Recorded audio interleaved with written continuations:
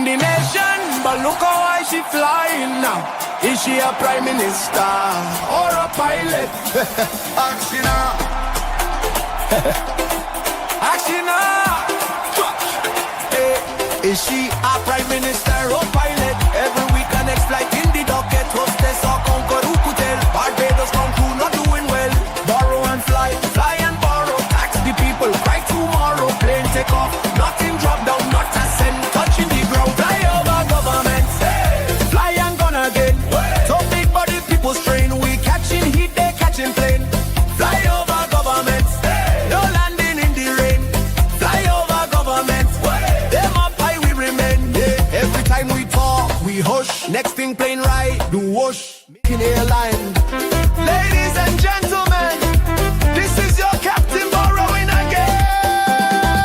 Fly over government. Fly over government. Seats are moving, one DLP. Seats are moving. Seats are moving. Seats are moving. Seats are moving, one DLP. Seats are moving. Seats are moving. Yellow is the code. Determination in mode. Young thems rise up. We carrying the load. Future in we hands. Barbados we see. Seats and moving.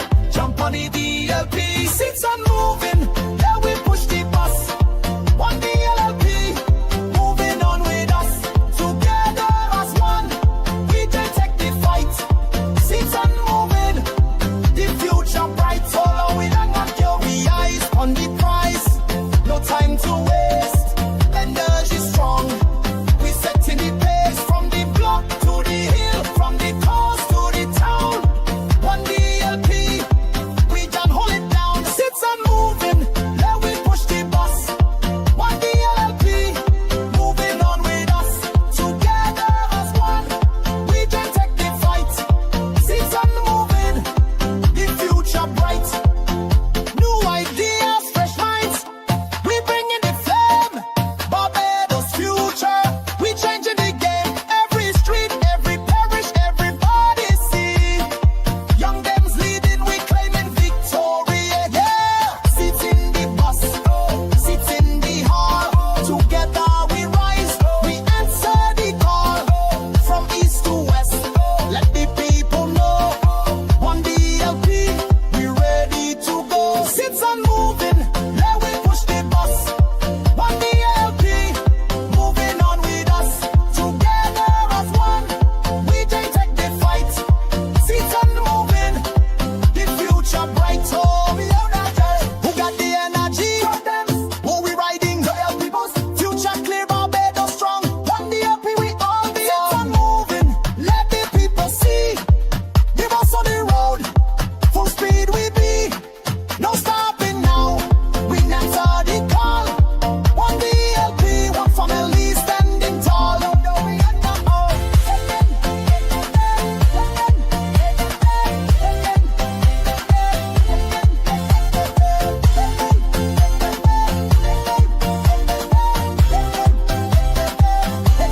Seats are moving, seats are moving, seats are moving. One DLP, seats are moving, seats are moving, seats are moving, seats are moving. Young guns pushing, seats are moving, seats are moving. Good night, Barbados, and welcome to DLP TV. I am your host, Ramon Goodman, candidate for the beautiful constituency of St. Andrew, the most beautiful constituency, by the way. And I thank you for joining us for this extended national conversation. Tonight's program is titled, Youth Decide Our Future, Our Vote. This is not a slogan. This is reality.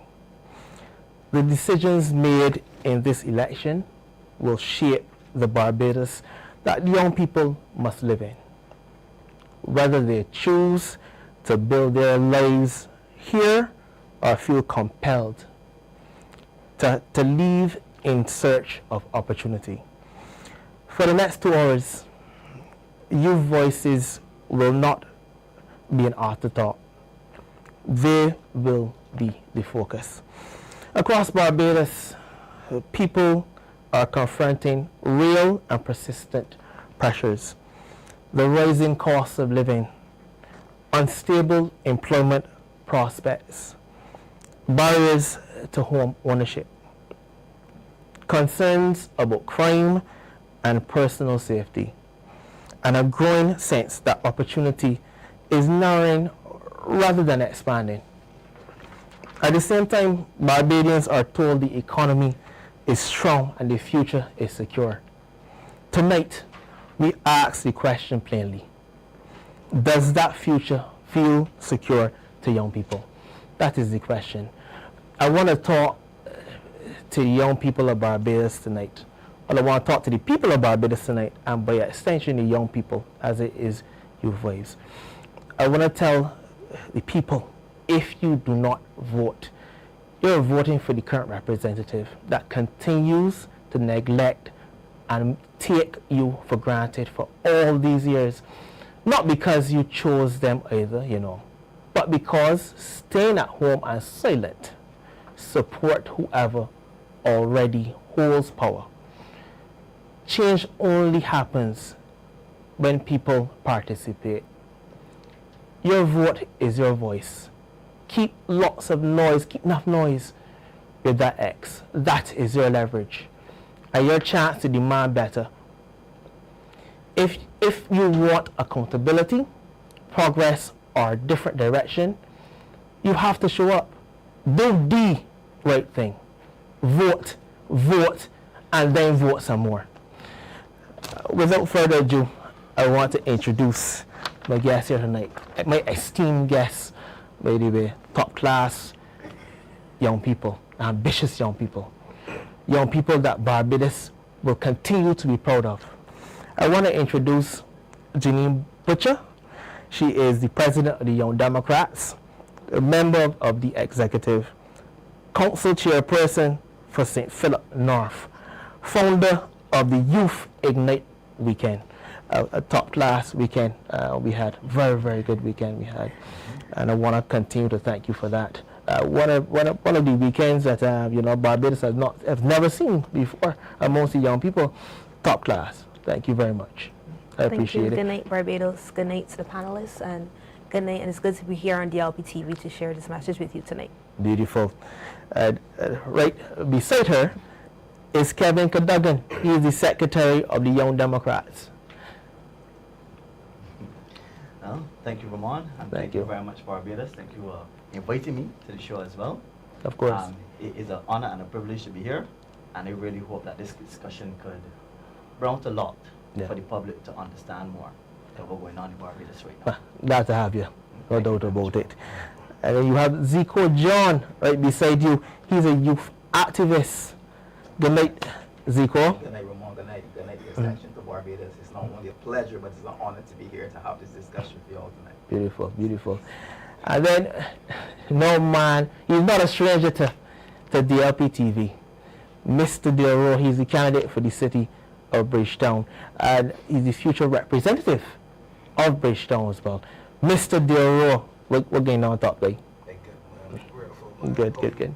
Hey, bless up. Hey, cool, man. Perfect. I'm okay. DLP TV, good evening, everybody. I want to shout out my man, Damien Fanis, man. We had a fantastic mass canvas. Mr. Thor came down and kept with the little boys. Trying to play football. It was good, and then Mr. Thorn is such a great individual. Mr. Thorn said, nah, boy, we can't let these little guys suffer. Of course. So I left, we're going to leave, I'm going to get a ball. Mr. Thorn insisted. He drove down Baxter's Road. He chose the ball. Of course. He went back. Of course. Actually, give it to them. But this time he didn't kick it. He didn't kick it again, And I saw him heading the ball as well too, and heading it accurately as well too. Correct. Yes. And then I want to shout out all the speakers that spoke Sunday night. Very good. At the meeting. Very good. The meeting was on. Top class. And I heard that from a reliable source. Yes. Told me that Port Greenwich did a fantastic. Very good, as usual. Standard. Standard. Earlier, I wanted to be there on time. However, you know, that didn't permit, but the source told me that Corey did a fantastic job. Very, very good. And Janine wasn't here when I gave her flowers last, about 6 weeks ago. But you know, she's doing a fantastic job. You must. Fantastic job. Yes. So she here now, so I give you the flowers now. Yes. So you know what? It was started here. Yes. Right here. Everybody started here. Of course. Of course. It was started here. One of a kind. One of a kind. But our best. You got that right. Yes. And then right next to you, coincidentally, we mentioned the meeting. This young man here, he did a fantastic job. A fantastic job. You know, his name is Mr. Rasheed Belgrave. He is a candidate for Christchurch West Central. Best of love. We're getting on top, guy. Thank you very much, sir. Good night to all panelists. Thank you, boss, for having me tonight. I hope we have a very stimulating discussion in relation to the youth. And yes, I hope we didn't feel a revealing news source. But yes, I would say the meeting the other night was, I think, is the first of many. The energy was up. The support was there. You know, like I said, in my opinion, I won't argue with anybody, but I thought Corey did very well. He's a first-time candidate as well, first-time speaking from the platform. Of course. Very strong, a lot of salient points, and we look, as a young group, you know, the faces of the DLP, you know, a bit younger, a bit fresher, and as a group, I think we're happy to be moving forward in a positive direction for Barbados and for the party. Yeah, I just want to thank you all for being here. I want to thank you for committing to an honest and meaningful discussion, no doubt about it, right? You know, I know usually in these sessions, you know, we are political. We can become political sometimes, but we start with a light moment here, right? I'm going to ask everyone how their day went. How was your day today, Janine? Well, my day was as busy as usual. Yes. I was taking upon love from my headache that I have. Otherwise, I'm really glad to be here on DLP TV tonight because this topic is very important. Yes. Not only for me, but for the youth of Barbados, because we have to decide our future. It's true. It is ours. It's true. And I want to wish you better where the headache is concerned. Kevin, how you feeling tonight? Well, for me, how was your day? It was a very productive day. Very busy, but productive. Productive sounds good. Yes. Yeah. You know, after the whole season recently passed and everything, you're basically trying to tie together loose ends. Of course. Things have been going very, very well for us as well. With my company that I work for and everything. Of course. And even though it was a busy day, for some strange reason I was excited. Of a course. bit nervous, don't get me wrong. Of course. A little bit nervous right now. Honest voices. But yeah. Yeah, of course. But overall, I really appreciate how the day went for me, and I really hope that tonight could just top the icing. It's okay. Well, it's going to be a conversation, gentlemen, right? No doubt about it, you know. Zico, how you feeling? How was your day, my brother? Today was the day I decided to get a little R&R, and I got that accomplished. You know, it was a hectic week for me as well. Okay. It was a lot under the weather, but, you know, I back up and I'm ready to go. I'm just excited about the conversation, discussion. So I had a little R&R, relax the brain a little bit. Beautiful. Beautiful. You come re-energized. Re-energized. Sounds good. Deal, how you feeling? How was your day today, my brother? All praises to the universe. Yes. Great day, fantastic day, you know? Yes. My day, I had challenges. Of course. And the challenges came from honest voices from people. Ah. You know, this morning, this morning I received a phone call. Of course. A gentleman told me, you know, my mom just passed. Oh dear. Condolences, sorry to hear. He was like, man, shh. My mother was in the hospital and, oh dear. And, you know, she just went 83 years old, so my condolences to Randy. And condolences. The entire family, those persons come from the condolences. And also, you know, condolences to the entire family. Support Randy, and he was a bit frustrated, you know, how his mother was treated, you know, and issues that he would have experienced in the QEH. So, you know, that is something that the Ministry of Health, I think, need to really, or the government really need to put some eyes on, because we can't just have lives, you know, persons going there for medical aid or medical assistance and can't get the necessary medical assistance. And also, my condolences again to Randy and his family. And then another issue. Condolences. Different phone calls, a lot of phone calls, but one really touched me. I went and I collect my daughter from school, and I just happened to be in some conversation with staff, and the person mentioned to me that they have a security officer that worked for the school for 8 years, and she received a 2-month contract this year. Then there's a janitor that worked 12 years for the school, and this year he only received a 2-month contract. So for me, I am wondering why we have people that is giving so much to our system, and we cannot reward them with a permanent contract. We can give people a 2-month contract after serving for 8 years or 12 years.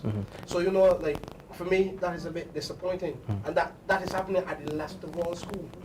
Now the question is, you guys need to obviously remind me and confirm this. There are 2 ministers in the Ministry of Health. Underemployment is a serious thing in Barbados amongst the youth, right? Amongst the people of Barbados, right? So, you know, I know for a fact as the program goes on, we will have some more conversation where that is going on. Rasheed. Yes, sir. How you feeling, my brother? I'm good, thankful. Okay. Like my good friend said, blessings to be reversed with life. Things could be worse, you know? Of course. Well, things could be worse. Of course, Things of could be course, worse. of course. Today was a bit hectic, but you know, my job as an attorney at law. Yes. Had a little incident today, so I went and did some work. Okay. Right, but obviously it included a young man. Okay. And I guess these are topics we're going to be addressing tonight. Yeah. So I'm going to start with a broad question. Why is youth participation in this election different from previous election cycles? Why is that? Well, I'm going to start with whoever wants to start first. You can go ahead and start first. well, I know my opening, but No problem. No problem. The ball swinging, yeah? The ball swinging. let's just wait. Sorry. Oh, you're going to swing too. I don't play pretty. You're going to swing too. No problem. No, voting at any period of time, once you reach legal age, I believe you should vote. You know they say if you don't vote, don't complain.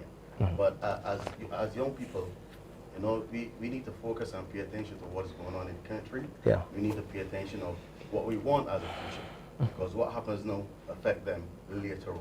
Of course. Voting is a contribution to development for the country, but also to themselves. Of course. Because they're inviting themselves into a situation where they actually create what goes on in the country, and they affect policy, they affect decisions.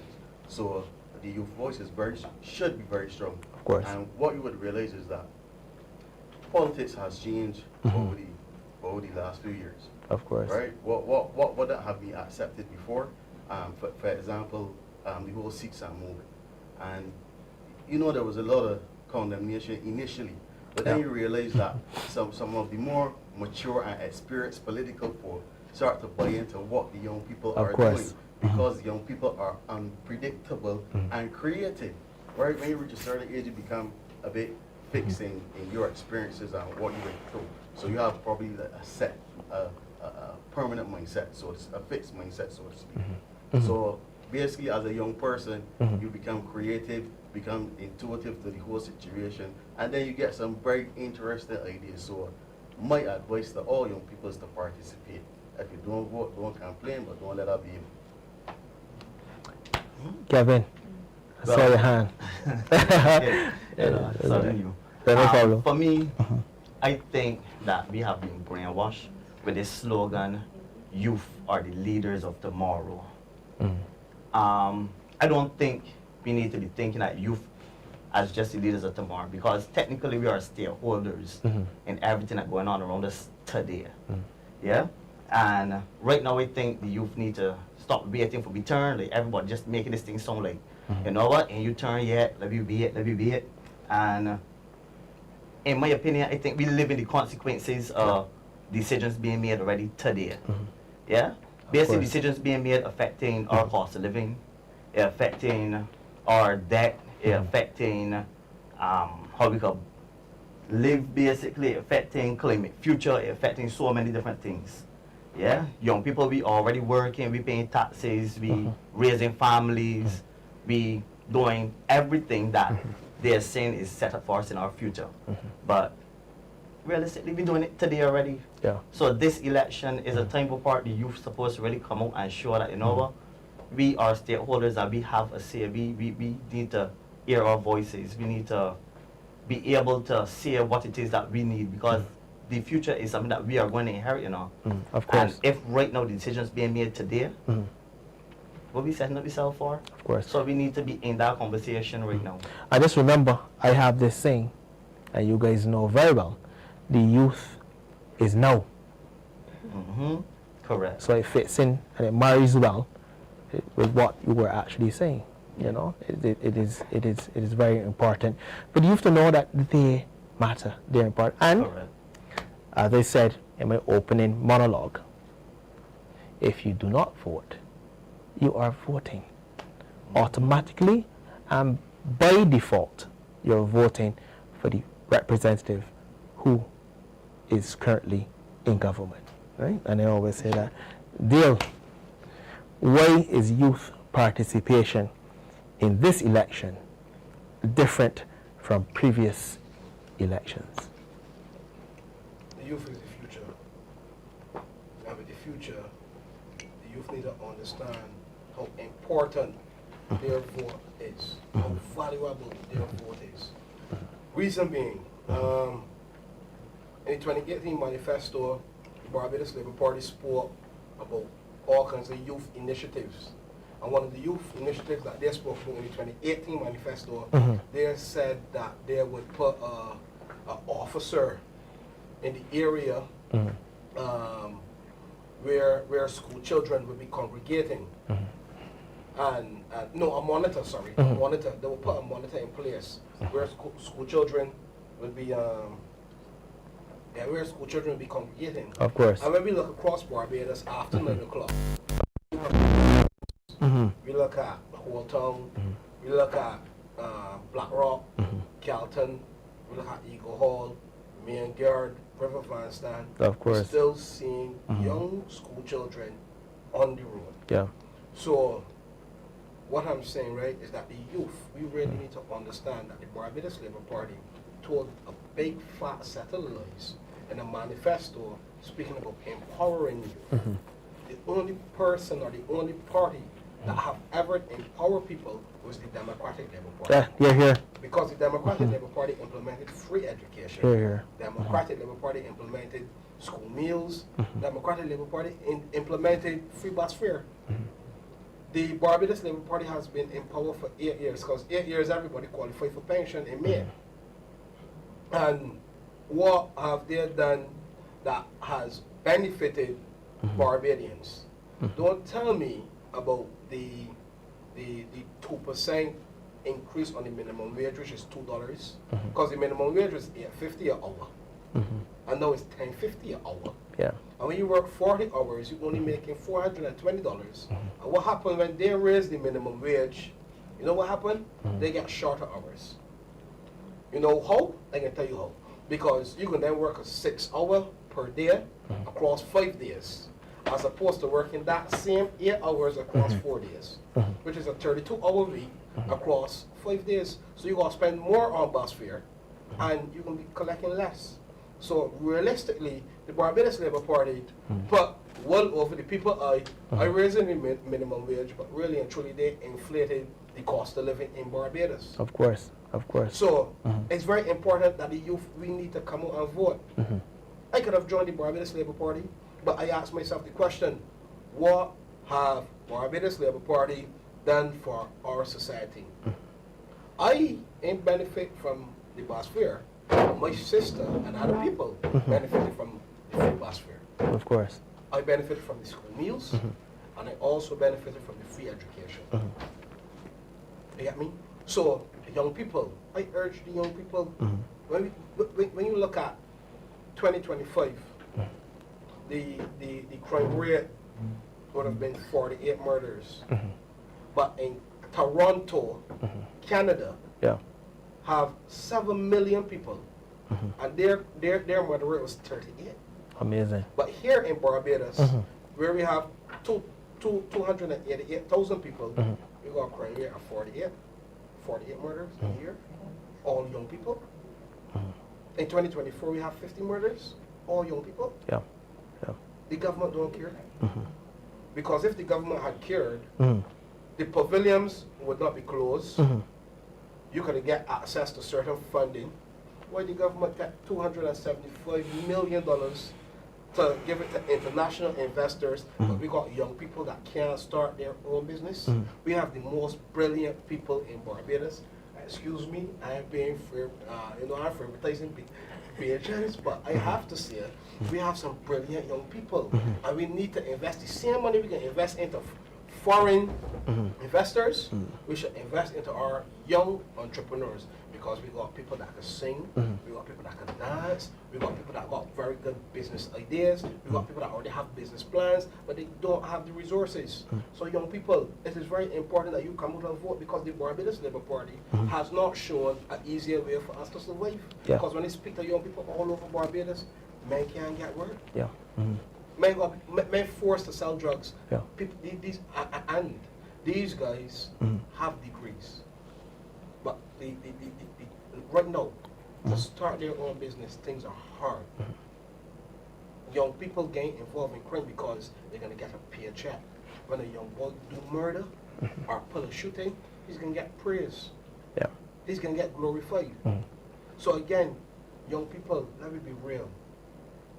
What has the Barbados Labour Party did for our young people for the past 8 years?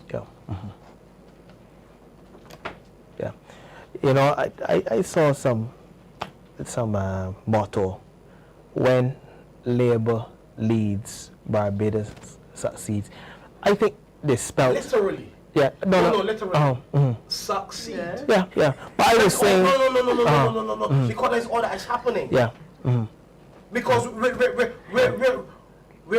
the fruit? There is no fruit. Let's bear seeds and ends. Of course. Because young children go in school hungry. People go in school, people go and work hungry. Because the baby going black. I met a woman, I met a man, an elderly man, amputated leg, living on King Street on one of these coach. I mean, not a coach, a span from the chair. He gave up his renting a room. He's collecting a pension for $1,000. And because the cost of living is so high in Barbados, he preferred to be on the street, buddy. No, I was saying to myself that the person was unable to spell bleed properly, because I'm saying when Labour leads, remember we spoke about crime.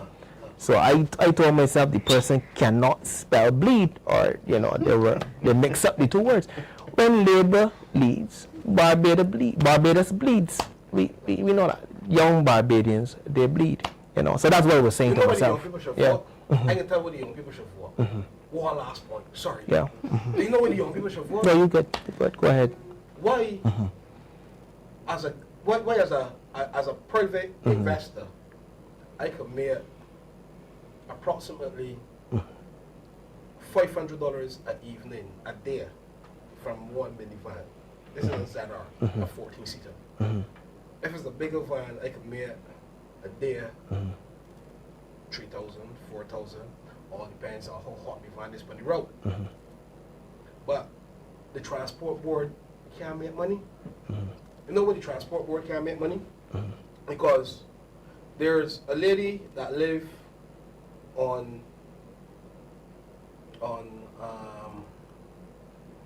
She lives. Go ahead. She lives in Barbados.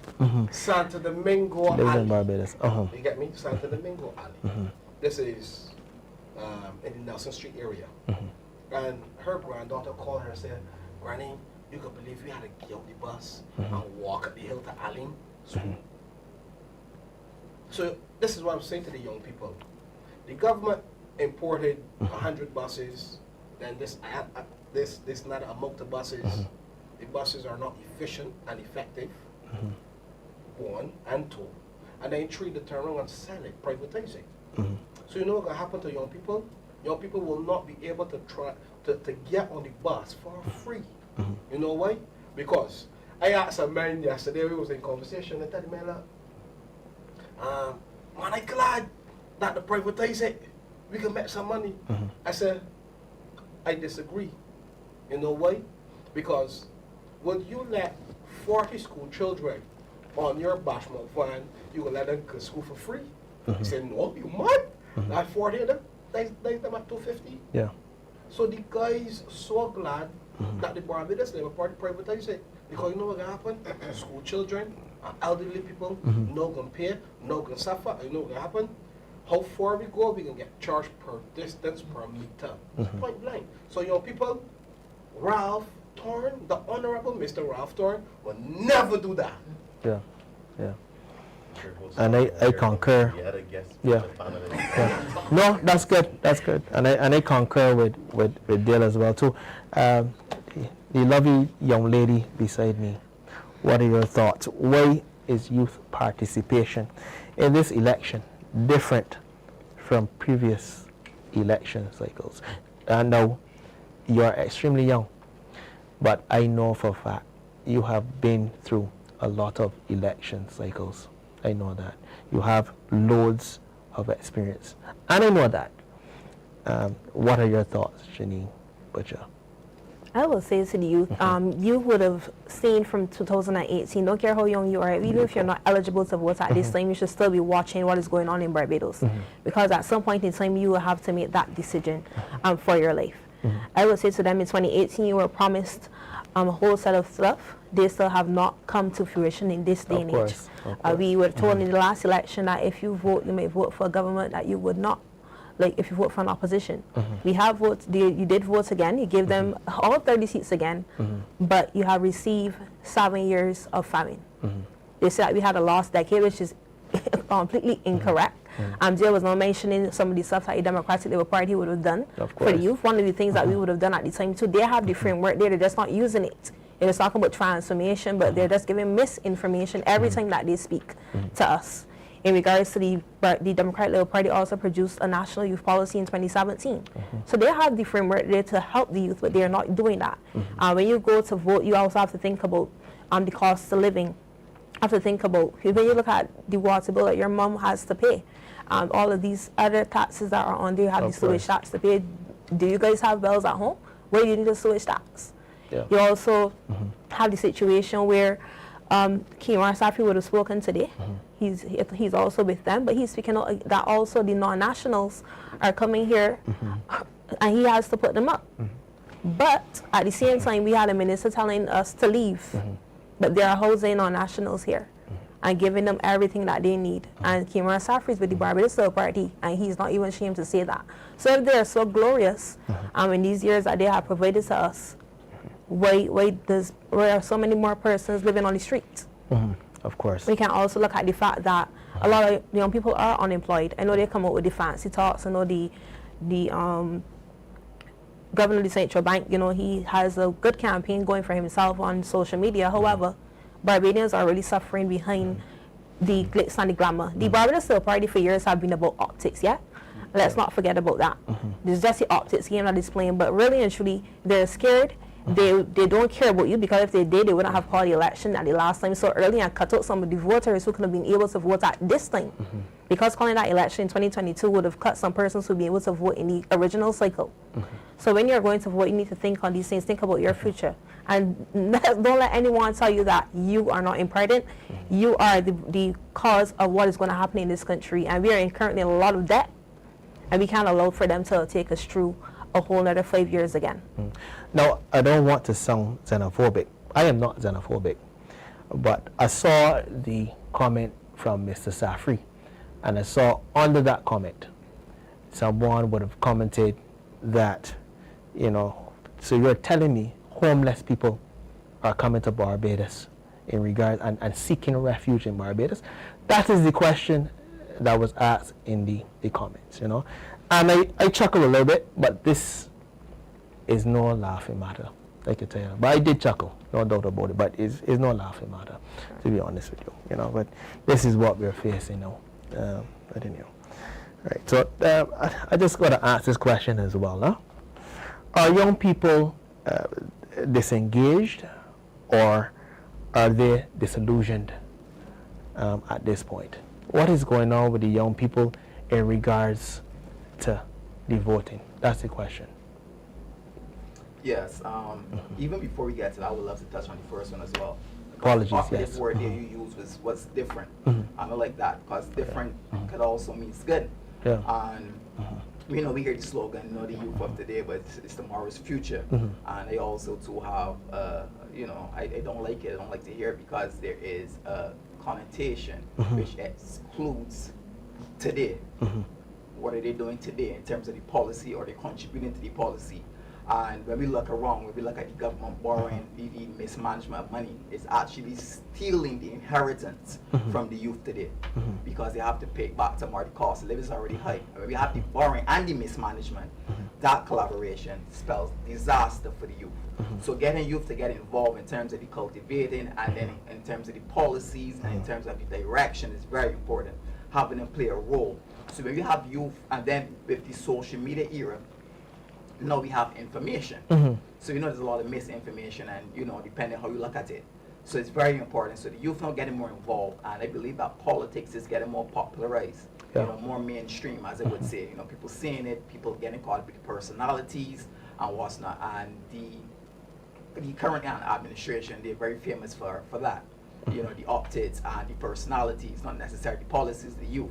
And the youth, when we look at today's, even the newspaper, we see so many young men going to prison. So many young men going to prison. And if the youth does not get involved, we're going to lose this generation and many generations to come because of the cost of living. So if youth don't get involved, going to the polls, voting, making their voices be heard, and letting them know, well, listen, it is not tomorrow. It is not because it's hurting us now. Those who are going to prison, they probably will never get the chance to actually let the voices be heard by actually voting, you know. So stepping up and doing what is necessary now is very important for you. So I would encourage any young person out there, get involved in politics, listen, learn what's the policies, learn what's the bills being passed, and get involved in what is going on in Barbados, because it's very, very, very important, and you don't want to miss this process. You don't want somebody making decisions for you that they're probably going to pass in the next couple of years, that you have to live on, your children have to live on, have to deal with the consequences of the mismanagement of this current administration. So getting involved is very important, and I would advise any young person to do it and getting to know what's going on today. Well, I just want to say, Zico, I really admire your work, and I want you to continue to stay strong. Appreciate it. Strength will be needed. Right? There's going to be a lot of opposition, and you must stay strong, Zico. And I want to compliment you and tell you to keep up the good work. I appreciate it. Keep that voice going. Make sure that voice continues to be heard. All right? But again, the other question, or you know, yes, any one question thing, was, no problem. Are young people disengaged? Or are they disillusioned? Yes, this is basically the same coin, just the other side of that same coin as well. You know, then there's some people who have lost hope. You know, seeing the current affairs and seeing what is happening, they've lost hope, believe that they have no influence, they have no input. You know, based on what they're seeing, they don't know how to influence it. So most of them just gives up when it comes to the whole voting process, and they just, you know, they don't know where next to turn. They don't know how to do it. And this is why platforms like these are very important. And the DLP is very important, because it speaks up and encourage them to get involved and to make sure that, and showing them how they can influence the Barbados now and tomorrow as well. So I do believe it is. We have to change it. It's a must. We can no longer turn a blind eye to it. And the sad thing about it is that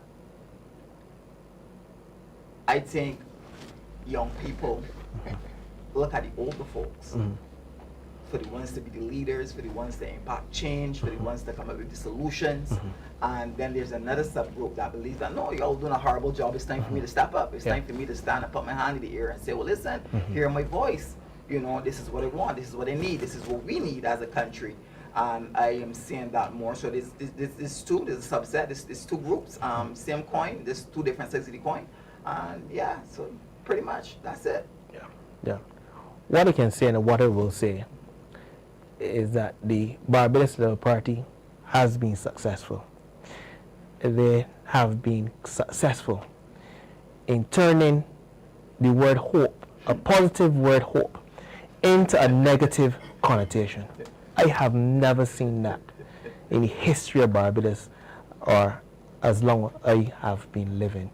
I now have to say light at the end of the tunnel. I have to go all the way around the roundabout. I can't just say hope. It's good. The reason why it's good because sometimes you have to tear down something to build it back up. There we go. So if people could see it for themselves, Yeah. people could see the mismanagement, people Yeah. could see the things that they've been doing for the past. She said, vote for me or watch me. We've been watching very diligently, and now I think it's time to tear it all the way down and rebuild. Yeah, thank you. Well And done.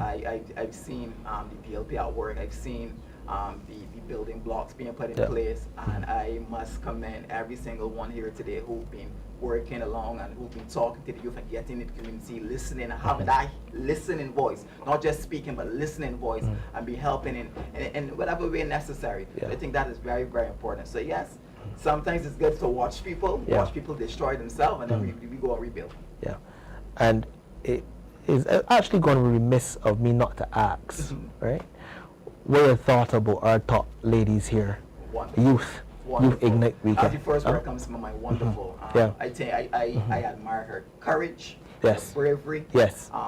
I admire the passion that she has for young Yes. people as well. I admire that once she has an idea, she Of course. works on it repeatedly. She Of puts course. the pressure upon herself. She's a perfectionist. Yes. And the reason why she's such a perfectionist is not for self-glory. It's because she understands how important it is Yeah. to Barbados at large. And she knows it's bigger than her. And once you have somebody representing you that understand it is bigger than me. Yeah. It is bigger than me, Janine Butcher. Of course. You know, that is the person you want leading you. course. Because leaders create great leaders, and we're seeing it here in Asia today. I think it was fantastic. Yes. You know that she has a business voice and a personal voice. You know that?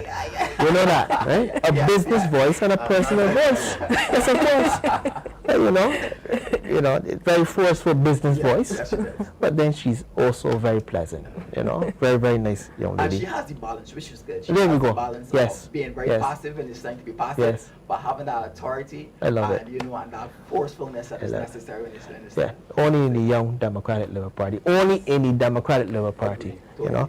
Yes, Rasheed. Yes, I just want Yes, to sir. follow on from what Zico was saying because he made a very important point in Of terms course. tearing down and rebuilding. And we got, let us just be a bit realistic. For the last 7 years, obviously, the BLP was in government and they would have basically dominated because there wasn't any opposition, so to speak. It was only last year when our leader came into play and, You're here. and the party started to restructure and rebrand Here, and here. image. So what young people would be accustomed to up Of to course. now would be the propaganda or Of course, the of images course. what the government would be putting out. So in terms of tearing down, enemy forums like this that needs to continue is a necessity right now. It's something to put our message out there. Obviously, we're in a digitized age with social media. Of course. And it's a way for us to connect to most young people because, like I said, politics change over a while. One time a spot meeting probably would be called, you will see hundreds of people coming down. Of course. It wouldn't be no other way to communicate to the population. So getting to that spot meeting was a necessity. Now we have Instagram, you got Instagram Live and Facebook Live, so you don't have to be there. So our forum in connecting with the young people is social media, hands down. Yeah. So in terms of rebuilding, we tear down what was put in front of these young people, and now we as the young Democrats, we get to put out our own structures, we get to put out our own messages, and we get people to follow us. The question you would have asked is if young people are Disengaged right? or disillusioned. Yeah. No, I just want to make a general point, not a political point. Go ahead, no problem. DLP, but Of course. you have to let us appreciate that for years there's been a culture where following up to the ending of the electoral process, meaning when elections are being called. You see a lot of things happening where resources are being put out. Let me say roads being paved, things being issued out, gifts, etc., etc.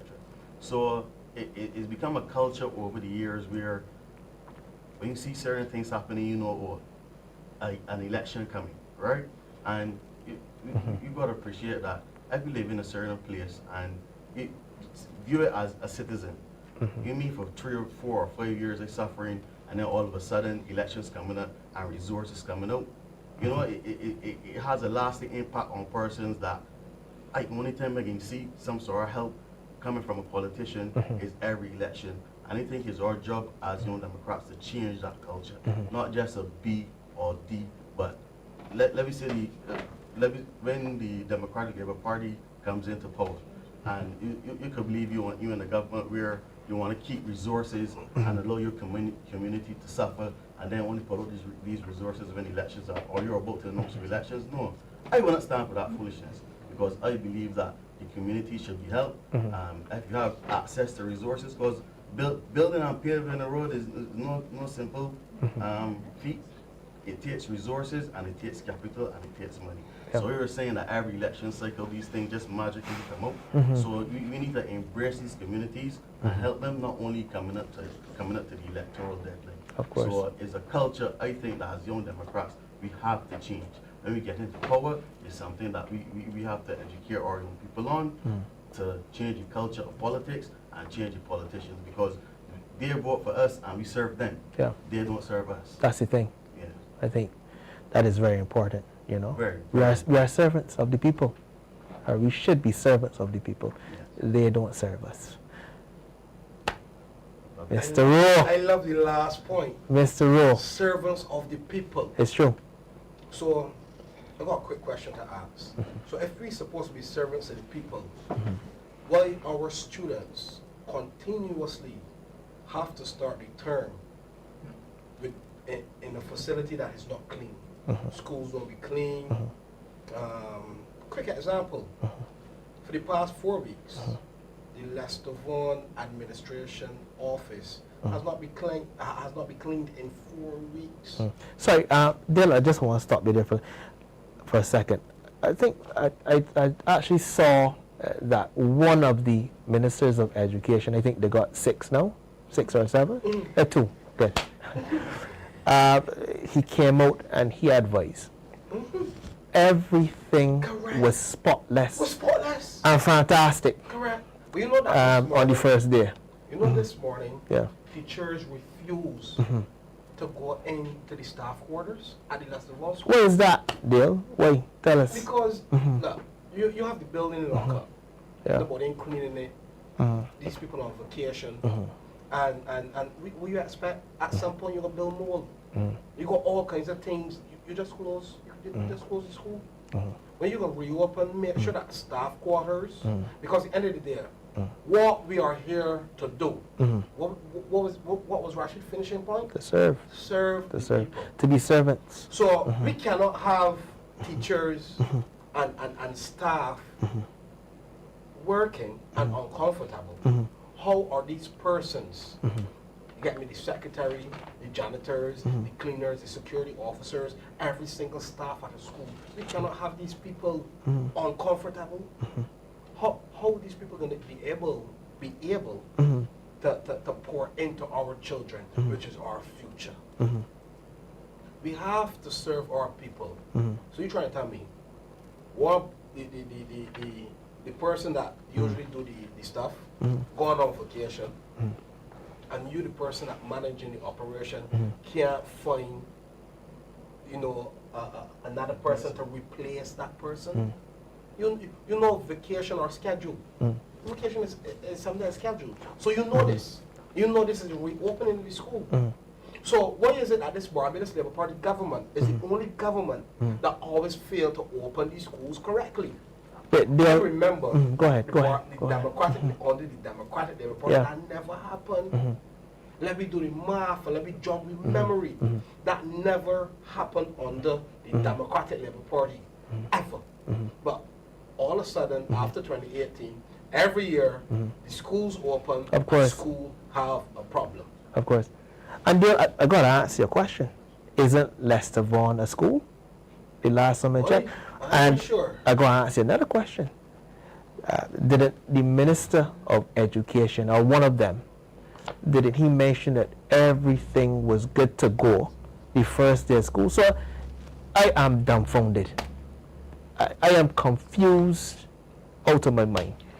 I don't understand this particular situation, Dale. So young people looking in, why should I want to go and work as a teacher? Why should I want to use my degree to go and work in an environment that is not healthy for me? Yeah. These people have families. So when these people got this high doctor bill or got doctor bills, you think that we can care?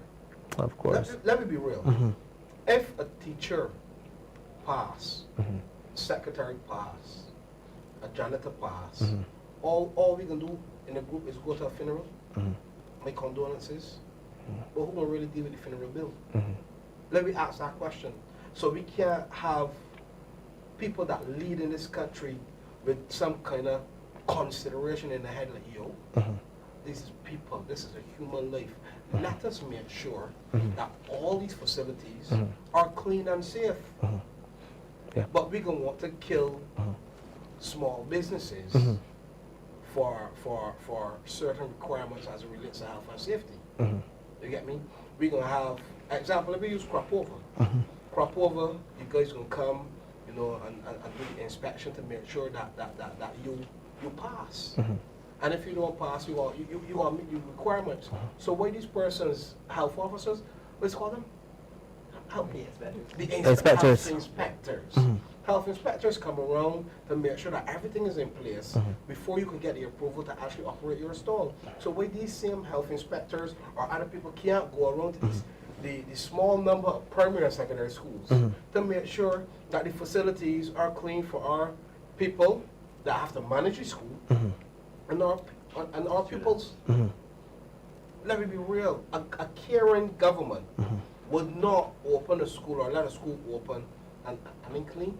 You get me? If you care with the children, because look, I overheard the news yesterday yesterday or this morning that A&E under bare pressure, 63 people waiting to see medical assistance.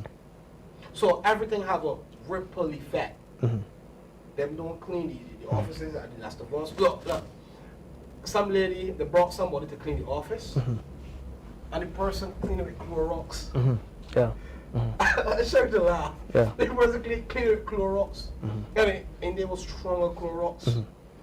A man went home, somebody went home, you know, blister up, and people had sinus issues. Man, come on, man. Let me have a heart. This is the second week that school in progress, you know, week 2. And we can't get right at the last of our school. Yeah, it appears that obviously you're being honest, and you know, someone is not being honest based on the communication the minister would have put out there to the public.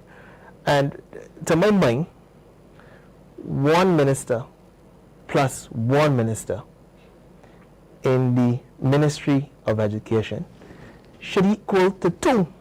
We talk about schools, but it appears it is equal to 0 now. And we go back to, you mentioned the Ministry of Health, 2 ministers in the Ministry of Health. 1 minister plus 1 minister, again, 0. So we add 0. I'm trying to understand, and math is the thing. We like to blame people when things don't go right. But man to man, I just want to congratulate Mr. Corey Lane for what he have done in the time he was there, because he only played the cards that he were dealt. So we on the sideline looking, we can say, yo, well, he could do something different, or she could do something different. So Ramon, you ever play any sport? Cricket. Of course. So people in the stands will be telling you what you could do. Of course. When them sing down. But when you're there actually on the pitch called face that ball, you, that individual, could only play the cards that you were dealt. Yeah. So Mr. Lane did what he could do. Yeah. I'm grateful for the time that he spent there. But what I'm going to say now, right, is that we need people that actually connected to the people and really care about the people. You get me? Because he could have made certain decisions on his own. You know, under the leadership of Mr. Ralph Thorne, you know, we implemented a lot of initiatives in the city, and they had 100% support. Mr. Thorne is not a dictator. That's my point. I'm getting that.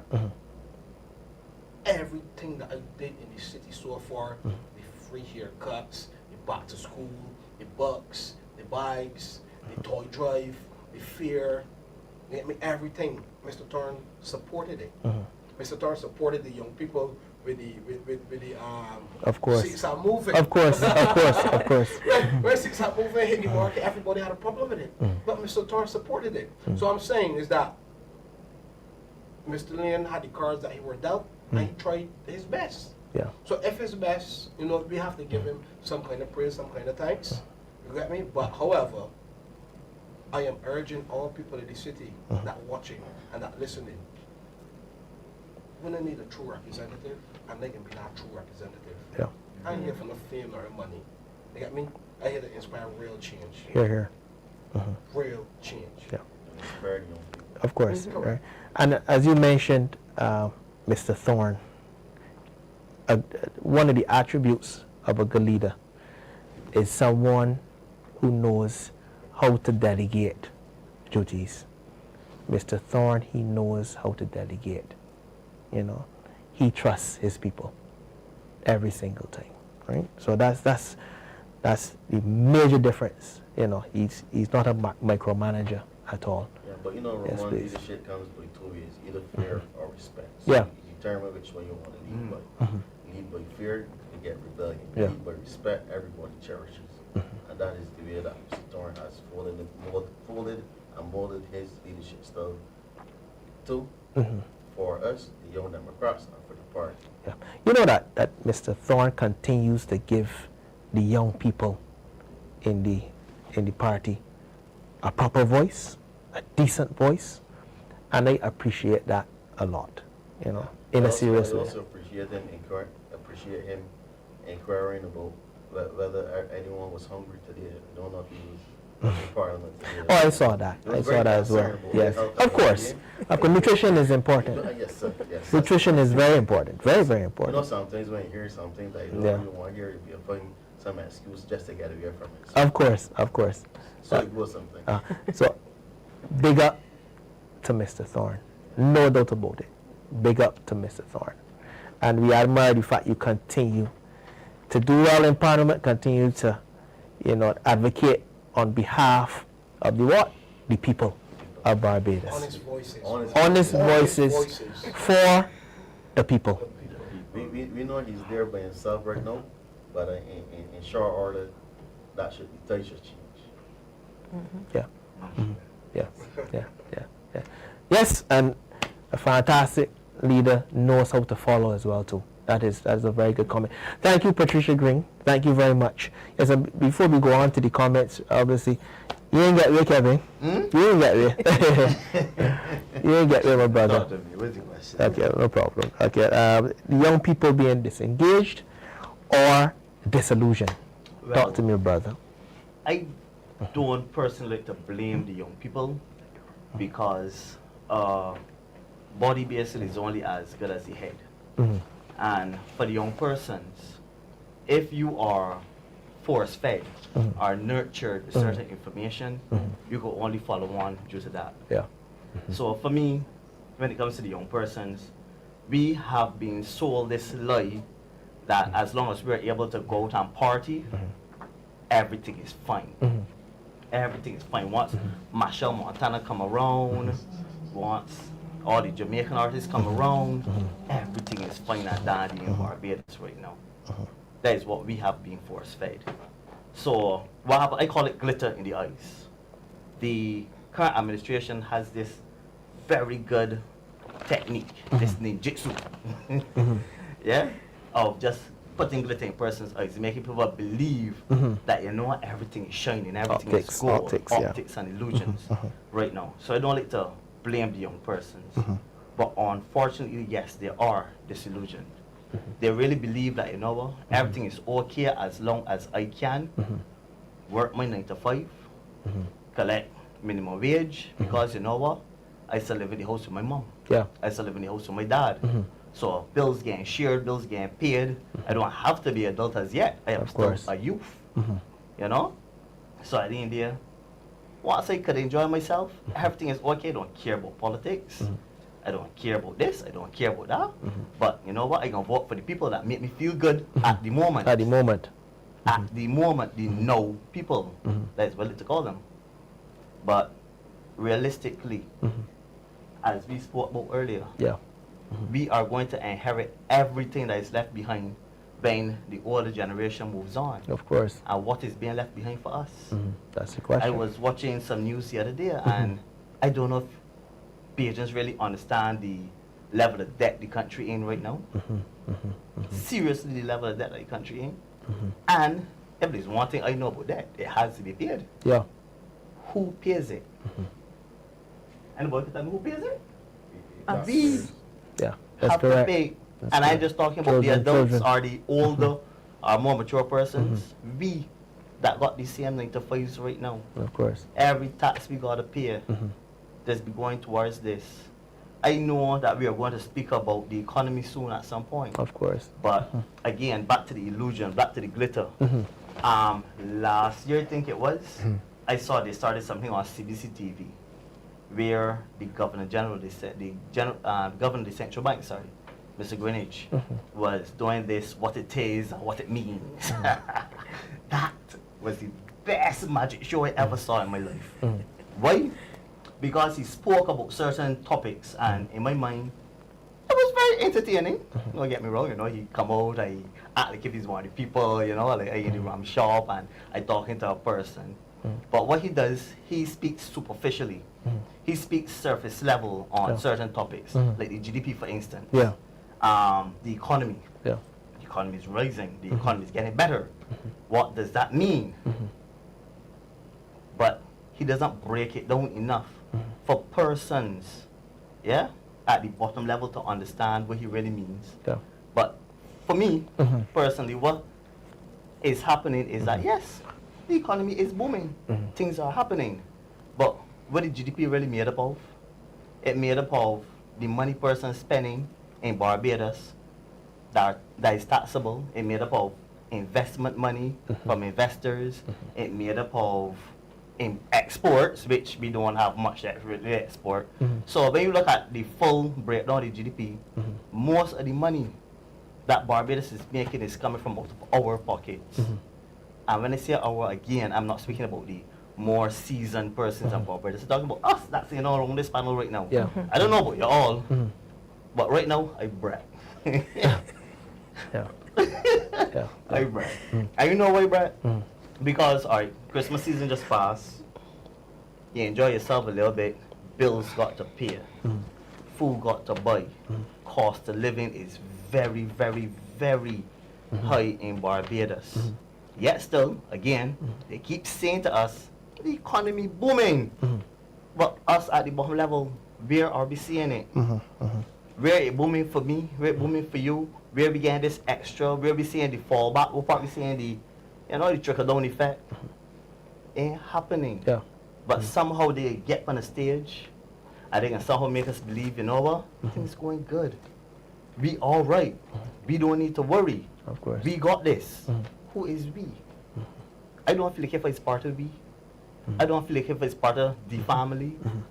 I ain't feeling it. I am not feeling it. And this is so far I realize that youth, as again, get disillusioned because, you know what, they were blindsided.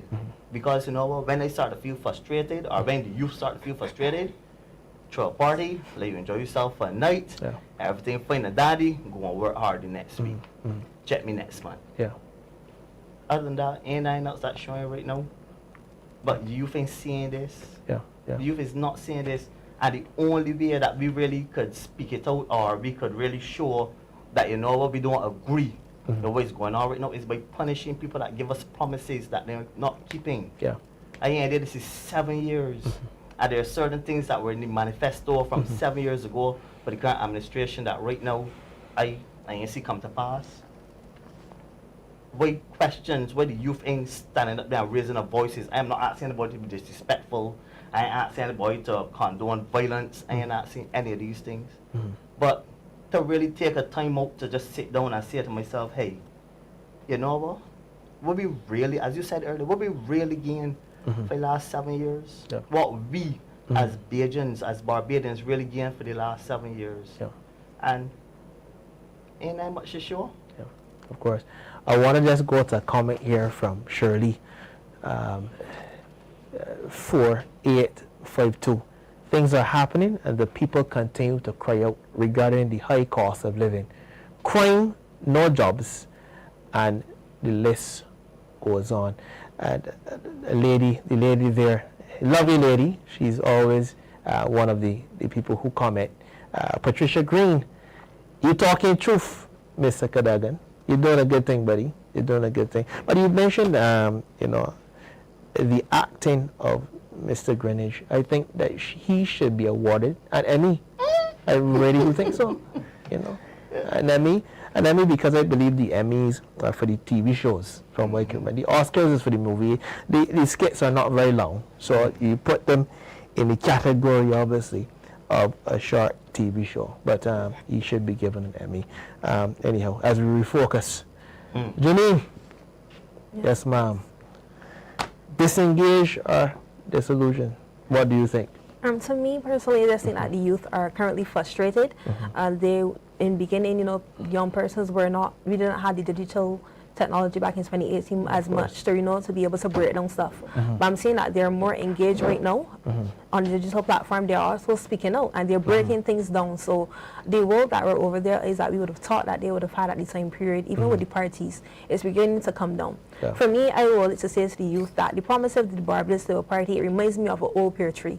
The leaves might look green, but the roots are indeed rotten. Yeah. And they're indeed an infection to Barbados. Yeah. You know, a pear tree, Good when we one. talk about a pear tree, I want them to go to their phones right now and just look at like an that. old pear tree. I like that. And you will see that the infection starts, you don't really see it, but the roots are already beginning to become rotten. You're going to see it getting brownish. It's going to get red as well, and it's going to continue to bleed. Oh, no, not red. As this country right now is bleeding on Not this red for government. me. Right, so you know that we really have to sit down and really think about the choices that are being made. But I just, for one thing, I don't think they're disillusioned at all because I'm seeing this speaking on social media. Of course. And but we cannot allow this infection to continue. It has started, and we don't want the whole tree to break down. Of course, lovely. Thank you, Mr. Rowe. What are your thoughts? Disillusioned or disengaged? Talk to me, brother. Honestly, young people, a lot of young people all over Barbados, basically tired, frustrated. The man said like, yo, I'm voting. And if the people say that voting, man said, how did you pay me? They get me. That's the first question that young people say, how did you pay me? Again, the culture that has been developed Correct. in the last Yeah. years. Yeah, last 7 years that's the culture. So you know what you can tell the young people, like, a man tell me, man, for pay me $500 to vote. So I can tell the man like, big brother, Break it if down you there. want me give you $500, Break no it down problem. there. But ask yourself, does it really benefit?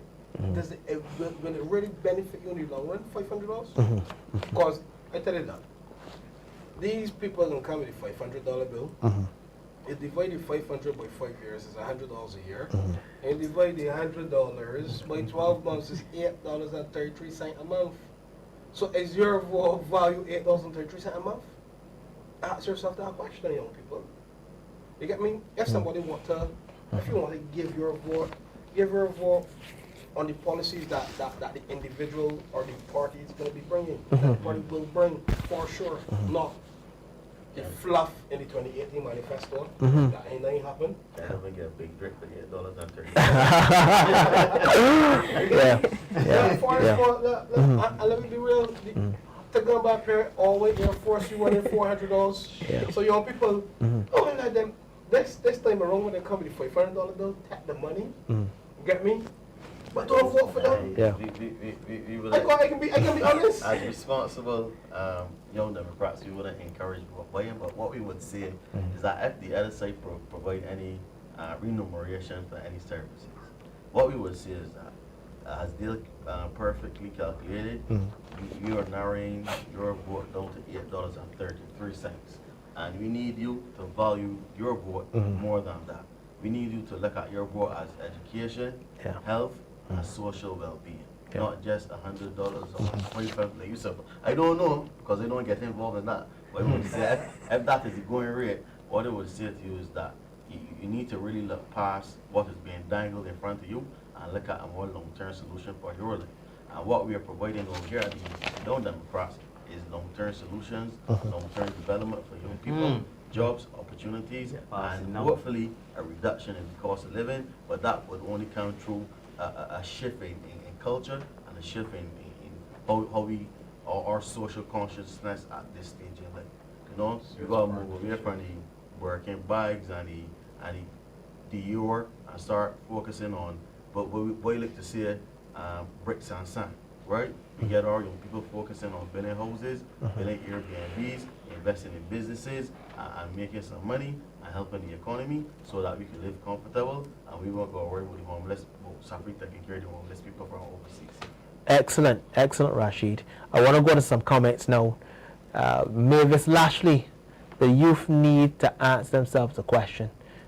And when they do that, they need to look around at their environment as well too. You shouldn't sell your vote. This is from Monica Aitz. Good night to you, Monica Aitz. Monica Aitz 3648. Once again, another fantastic night with Monica Aitz. You shouldn't sell your vote. It's a privilege to be able to cast your vote. Lovely, excellent.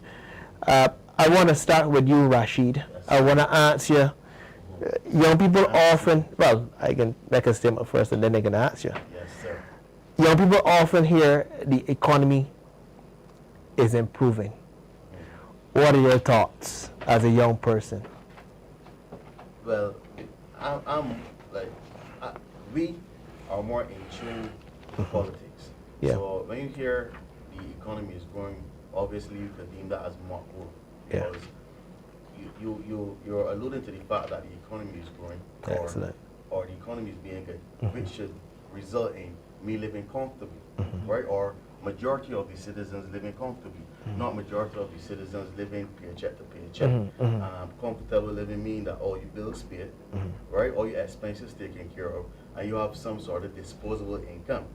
Nowadays, you find people don't have that disposable income because they work and what we call a 9-to-5 job, and still end up selling chips and chicken on a Friday, or bringing in stuff from overseas to sell, or setting up little trays. You know, or like some young people find themselves at the mercy of drug lords and end up flying in with stuff, vegetable matter in their suitcases. So what I would say is that we deem it mock growth, right? Because it's not trickling down into a reduction in prices in the market. It's not trickling down to a reduction in gas prices. And you know, young people buying a lot of cars now. Even after buying hybrids, after you hit over the, I think it's the 20 or the 30 kilometer mark, you can kick into gas. So you still got to pay for gas. Of course. Right? The sewage tax, the solid waste tax coming in on the water bill. We don't know how to calculate. One month you're saying $34, next month you're saying $60-something. Of course. So the economy is I don't know how to sell it, but we as a party, and I have a good friend in this party, his name is Andrew Kiel. We attended his spot meeting, his very successful spot meeting the other day. But he raised, we were in a meeting and he raised something. At first, I wasn't into it, but in deep reflection, he said that we should learn to live and rule in love. And I feel that is something that we should consider, even though it's in the economy. And we're making policies, we make it in love in the sense that you're looking out for the fellow man, you're looking out for those who can't maintain themselves over a certain bracket, you're looking out for those like people that went through COVID and can't even get back on their feet, you're looking out for those people, and those people now would have been young and coming into their younger age. Of course. In my opinion, they may say that the economy is good, but I deem it to be more growth because it's not resulting in actual reduction in the cost of living or being able to help persons to maintain themselves and purchase from the supermarkets. I don't want to run over my time because I don't want my friend Dale to get jealous, all right? What I realize that is a lot of information your panelists have to put out there, and we're happy that the people online are indulging and embracing it. So, like you said, Mark, growth code yellow. Before you go on, Rasheed. Yes, sir. You have another question? Monica, no, just hold on. Monica 836 for you. Rasheed, when are you gonna come and walk on our new road? I think this is Lancaster, Lancaster, yeah? Gaston Lane. It's one of a kind. The Barber Green ran out. Talk to me, Rasheed. Talk to Monica. Well, Monica, what I would say is that I don't know if your Barber Green got there by chance of climate change, but we can see everything is being narrowed down to climate change. Yeah. But what I would say to you is that we would come and walk on your Barber Green and test it. For any potholes. We will put ourselves at risk because there's a strong possibility that we may fall into one. Right? Given the mismanagement and given the poor. I hope you want liability insurance, you know. Remember, this government bleed everything. So bleed the insurance, bleed the roads, bleed cost of living. You know, just bleed. So what we intend to do for you, Monica, we could come and walk on that Barber Green and test it for you, right? Because we don't want to move from 6 and moving to potholes and moving, or potholes and stay. Dipping. As you mentioned dipping, I remember, I can't remember if it was a year ago or a couple months ago. Probably not a couple months ago. A young man, he was having a bath in one of the potholes. You guys remember that? Yeah, he used it. He used one of the potholes as a tub. Yeah. And I remember in that. this day and age, people do skits, and I think that was a great way. Yeah. See, you didn't even have to say anything. Yeah. The mere fact that you, as a adult, able-bodied man, fit in a hole in the ground. Of course. Which is supposed not to be there. Yeah. That's a telling sign that the roads are in shambles. I didn't know if he had liquid soap or bar soap there, but I know he was taking a good old bath. Anyhow, as we refocus, Dale. Yes, please. Now, on that same topic, that is Ainsley Granger constituency. Wow. And the guy, you know, the MTW came, they get the road, left it, they had all that rainfall. And the guys decide to, you know, show up Barbados what really going on. Well, this is the same as the Granger that the Electoral and Boundaries Commission, the voters said that he was dead. Yeah. He's alive now? Yeah, he's alive? now. Okay. Thanks to call. Yes, he's alive now. Beautiful. Yeah, you know. All right, yeah. So, young people often here, before I go on, Mavis Lashley, yes please, a lady was on blast stats yesterday saying the minimum wage she has to send home some of her employees and keep warm because her light bill and water bill is too costly, so she can't pay them. Economy improving, you know, that's the question you're going to ask. Dale, the economy, is it improving? The young people, the seeing it improving? Talk to me, my brother. Let me be real. And let us put ourselves not as a politician. Let us put ourselves as a normal citizen. When you go to the gas station, or you go in the supermarket, or you go in the fish market, or you go in Massey, don't care where you go, look around, watch people. You ever saw anybody putting that stuff when they get to the countertop? You're saying it more than ever now, yes. You ever see people, you know, I never thought I would have seen the day that a guy chose to live on the street so that he can buy medication and food. Unfortunate. You get me? Let me be real. There are people that can't pay water bill and light bill. It's too high. It's really high. So when politicians speak about the economy, you know, people don't really focus or tune into that because at the end of the day, everybody in survival mode. Survival mode is where all of our young people state of mind is. Survival mode meaning a young 15-year-old just expelled out of school, no CXCs, his mother working on minimum wage, Yeah. 2 or 3 siblings, younger siblings. He then gonna get involved in gambling. Oh dear. Because let me be real, who will hire him at 50 with no CXCs? And just to add to your point about survival as well, right? As you can see, a lot of young people are doing things that they're not supposed to be doing. Unfortunately. And look, we don't even have to cast negative aspersions on anyone. If you read the paper for the last few weeks, most of the persons who appeared before the law courts were around 20, in the teens, or the early 20s. So survival mode is a real term, very real term for most Barbadians right now, and for most young people. And if you remember, the government at one point in time wanted us to be fruitful and multiply. Yeah. Right? But if you realize the young people are more, we're more educated and advanced now. Yeah? So we understand parenthood, we understand the financial burden of parenthood. Yeah.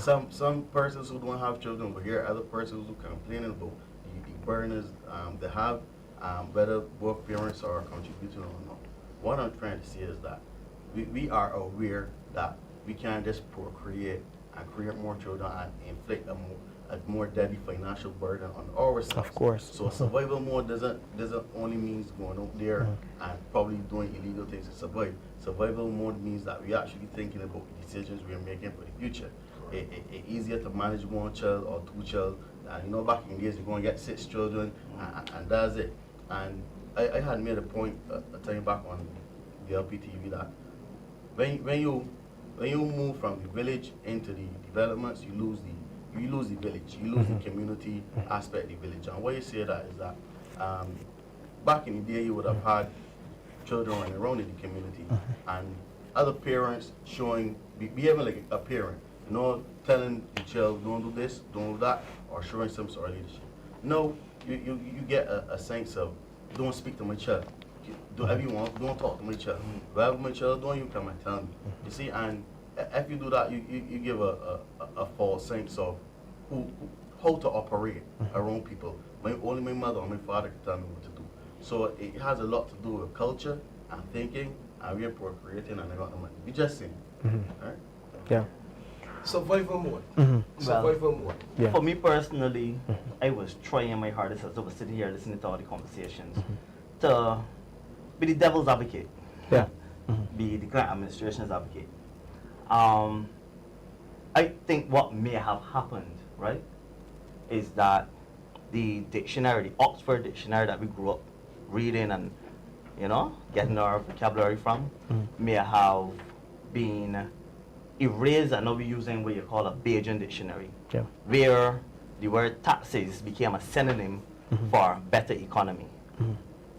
In terms of, we keep speaking about a better economy, economy growing, economy rising, but ain't taxes that rising? Ain't that we pay more to the government right now to make sure that all of the obligations that the government made with external or international entities, of course, get recognized? Yeah. So maybe we may be wrong. Maybe we are wrong and we just ain't seeing the other picture. Yeah. I don't want to use the word better picture or bigger picture, but the other picture. Because we sitting here speaking about how hard things are, how much we're struggling, how $100 can't get me a good 2 plastic bags in the supermarket, but they are saying the economy is getting better. And people seem to be agreeing because 7 years. So maybe got a deal, Rasheed. Zico, man, he was a man at the reason. Of course, well, you were peeping. You were peeping.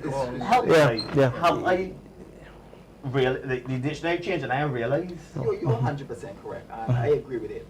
Especially for somebody who, even until yesterday, I spent a lot of time in the prison system, in the juvenile prison system, doing behavioral therapy. And I talk to a lot of youth. I see, I mean, the numbers are growing exponentially. I mean, like, the numbers are growing. If I left this week, when they come on next week, you know, with a bigger group, you know, I run them to cheers. even in our complex. And the sad thing about it is that we're hearing that the economy is growing, but people will believe what they see more than they hear. And we sit down and talking to these young people. People like to say, the love of money is the root to all evil. I think the lack of money is the root to the majority of the crime and evil within this country. And we're seeing it every single day, and it's influencing these young people to go to their way to try to provide even for their family. We tend to see them as just bad boys and oh, the man, they just want to do this and they just want to do that. But the reality of it is that they see the devastation within the mother and the father. Some of them sick, some of them can't go to the hospital. And even if they go to the hospital, we see how the hospital is looking right now. And if you're going to judge a country based on its results, we need to look at the pillars such as healthcare. We need to look at the pillars such as education, judicial system, policing. And we look at these systems, it is eroding, it is deteriorating at a rate I've never seen before. So what the current administration have decided to do is like, cool, we can plaster over it. You know, we can portray that everything is good. We can have some parties and get people to ignore it, and get people to ignore the pain, but the reality is the pain is still there. She said earlier that it's a cancer, it's like a disease, and that is exactly what it is. You could pretend that you don't have a disease, but the disease is still there. And we're seeing it now. The crime is a byproduct of that same said disease. The young people being led astray is a byproduct of that same said disease. The people sleeping on the floors in the QEH is a byproduct of that same said disease. The prison wardens at the prison not being paid, even since COVID, as a byproduct of that same said disease. And then these are the people who say that they care. These are the people who say, give me my vote and watch me. But when we watch you, this is what we're seeing. So you cannot then say that the economy is getting better when the main pillars of this country, is deteriorating at such a rate that is becoming so scary. And in talking to these young people, they're losing their humanity because they believe nobody cares for them. And once you come to a place where you believe that nobody cares for you, you will no longer care for others as well. So when you tell people like this, well, the economy is getting better, but then you go home and then your mother have to sacrifice and can only feed one child a day. Well, you can eat today and tomorrow your brother can get something to eat. I can't get a lunch money today, so I don't know if you want to skip school and school the other one. This is the harsh reality that Barbados is facing today. Nobody talks about it. And then you want to then scale it and say we're improving. How are we improving? Are we improving in terms of the optics? Are we improving in terms of how we manipulate the numbers to say, well, yeah, look at the numbers. But when we look at these situations, when we go, we sit down, we talk to the people within our community, and we ask them, how is your reality? And this is how we have to base our country, on the realities of these people. At the worst, because we're as strong as the worst. And if the worst is not having it that good, and we're going there, we're seeing them, and we're seeing they crying out, we're seeing them begging for help, and begging for assistance, and begging for a caring ear. And they're being neglected with bluff and changing the narrative and using the media to paint pictures to insult people, and then you come and say, well, yes, but you know what? You raise your minimum wage. The minimum wage is not the problem, the cost of living is. And then what happens is, it's a ripple effect, because if I decide to up the wage, what's going to happen? My manager's going to say, you know what? I can raise my goods and services, and also I have to go up too as well. And then it's harder then for me now to be able to go and get these same products, these goods and services. So the reality of it is this: you can continue to paint over the cracks, you can continue to do all of these things, but when we look every single day, hospital in array, school in problems, young people being neglected, the prisoners escaping, contraband coming into the prison, corruption, all different things that we're seeing, the judicial system, ridiculous. When we're looking at the way and the time for a case to be called, when we look at these pillars, we're supposed to be actually upgrading our country and say deteriorating in the way. I have to be that passionate about it to say, you know what? People come on board and stop being manipulated. Stop letting the games and the optics and the narrative that they use to brainwash the people to believe that, you know what, we are good. The reality is that Barbados is in a sick place. There's a cancer currently inside of Barbados that needs to be taken out. A surgeon needs to come and take it out immediately. If not, Barbados will be lost forever. We can no longer stand on the wayside and just listen to, oh, the economy is getting better. Based on what is the measuring stick? Suffering into more suffering? What is the measuring stick? Take a walk in your community. Go and sit down inside the accident emergency center, sit down and watch. And then they can't. Then what happens is, then there's a ripple effect. Even for the nurses who works there, because at the end of you working in the system, where you know for sure, as much as I would like to help you, I can't because the lack of resources. So then what happens is then the mental effect that it plays upon these people, the mental effect that it plays upon police officers being paid so little and risking their lives, but the police officers having to then two and three people securing hundreds and hundreds of people.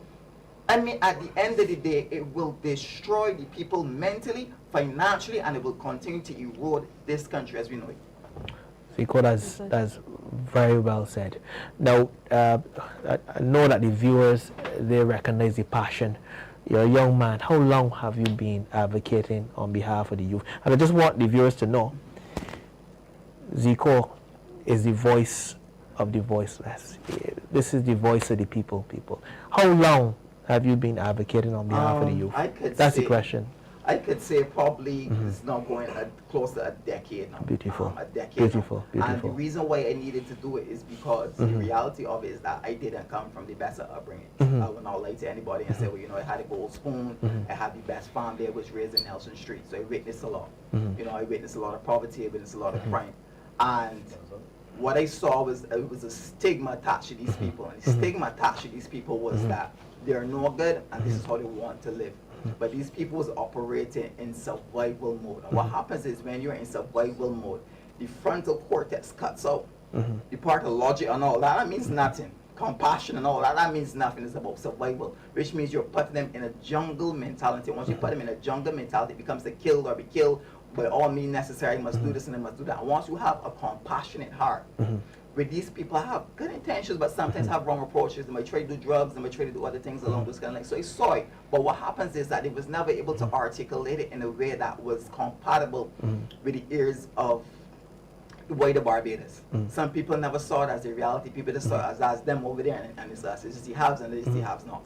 So I tell myself I have to find a way to bring that divide, to break down that gap, and try to articulate it and show people so they could hear the voices and see the sufferings of these people as well. Use my story and how can I use my failures within my life to fertilize not only my future but others as well.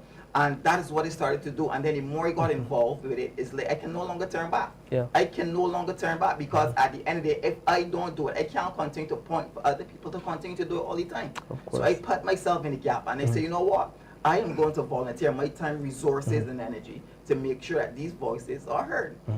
You know, I know that you've been in it for 10 years. Have you seen it so bad amongst young people, you know, needing help and so forth? It's at its worst. It's at its worst. And the reason why it's at its worst is because even when we look at the newspaper right now, it breaks my heart. We're seeing young people with old men in the newspaper for the same robberies, for the same crime, which means there's a lack of leadership. There's a lack of positive and productive masculine leadership within our communities. And it's continuing to be that way because once again, if you operate in survival mode, you will shut off the brain that is responsible for logic and reason. You eventually discards that. You discard it and you're going to, I have to succeed at whatever means necessary. Is about me and it's about me putting food on my table. And then sometimes, picture this, you have a choice. You little girl in she bedroom crying, daddy, mommy, I hungry. I want something to eat. And the mother got pretend she vexed. Well, then you better leave her asleep. You hungry what? You want to eat it? And it's frustration. It's not that because she knows she doesn't have anything to give that child. But what happens is before she lays down at night and think, how am I going to provide for my daughter? Or that father saying, I got to do something. Let me give me the job. Let me judge me from what part I live. Let me look at my address and say that it's probably a criminal. So what are you going to do? Or what happens is he decides to get himself in activity. Once again, probably having good intentions but a wrong approach, getting caught up with the law. And then when you realize it, that's the only means for them to get ahead. And then we see the ripple effect. We see it continues and continues. And it's like a snowball. It continues and it gets bigger and bigger and bigger and bigger and bigger. And it's the lack of opportunity. It's not education, because Barbados, we have education. It's the lack of opportunity, even when having that education, which is the problem. And I'm seeing it every single day. And it's only going to get bigger if we don't do something about it. And just let me make a point here. I've never seen so many I would say businessmen in Barbados. They even would have come out and said they've never seen it so bad. Yep. You know, they've never seen, even Mr. 500,000, you know, he would have come out and he would have said he has never seen homelessness and so forth so bad in this country. You know, you go on the streets of Barbados, and I've never seen so many young people selling bottled waters. Mind you, I am knocking hustle.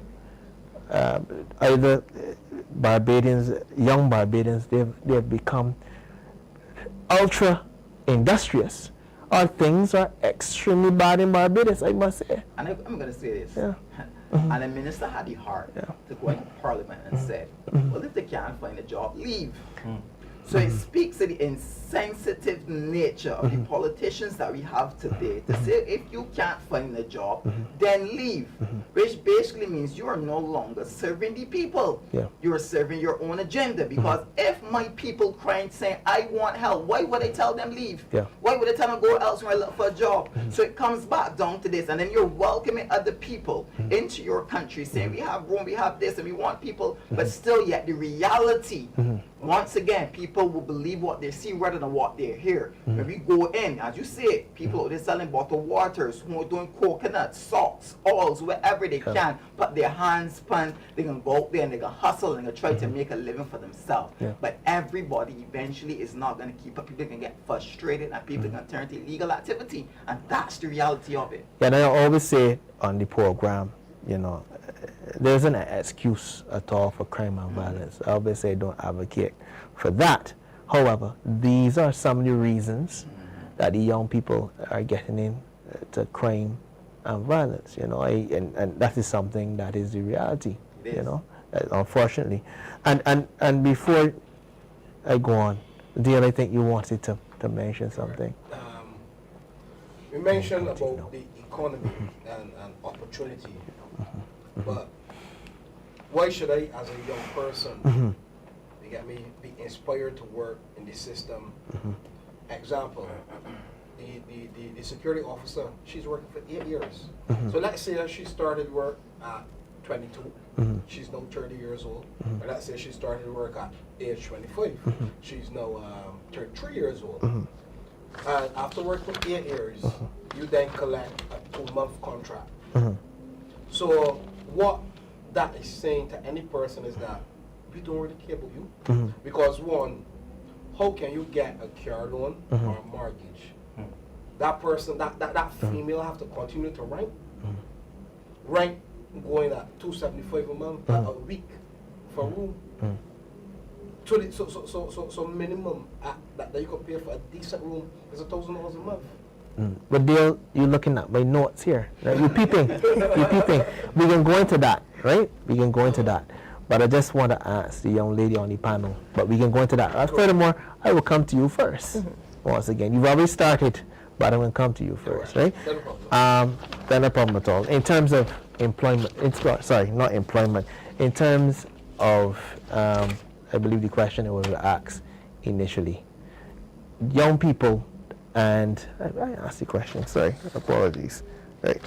The economy and what young people have to see the economy being one that is improving. Talk to me. What are your thoughts from a young person's perspective?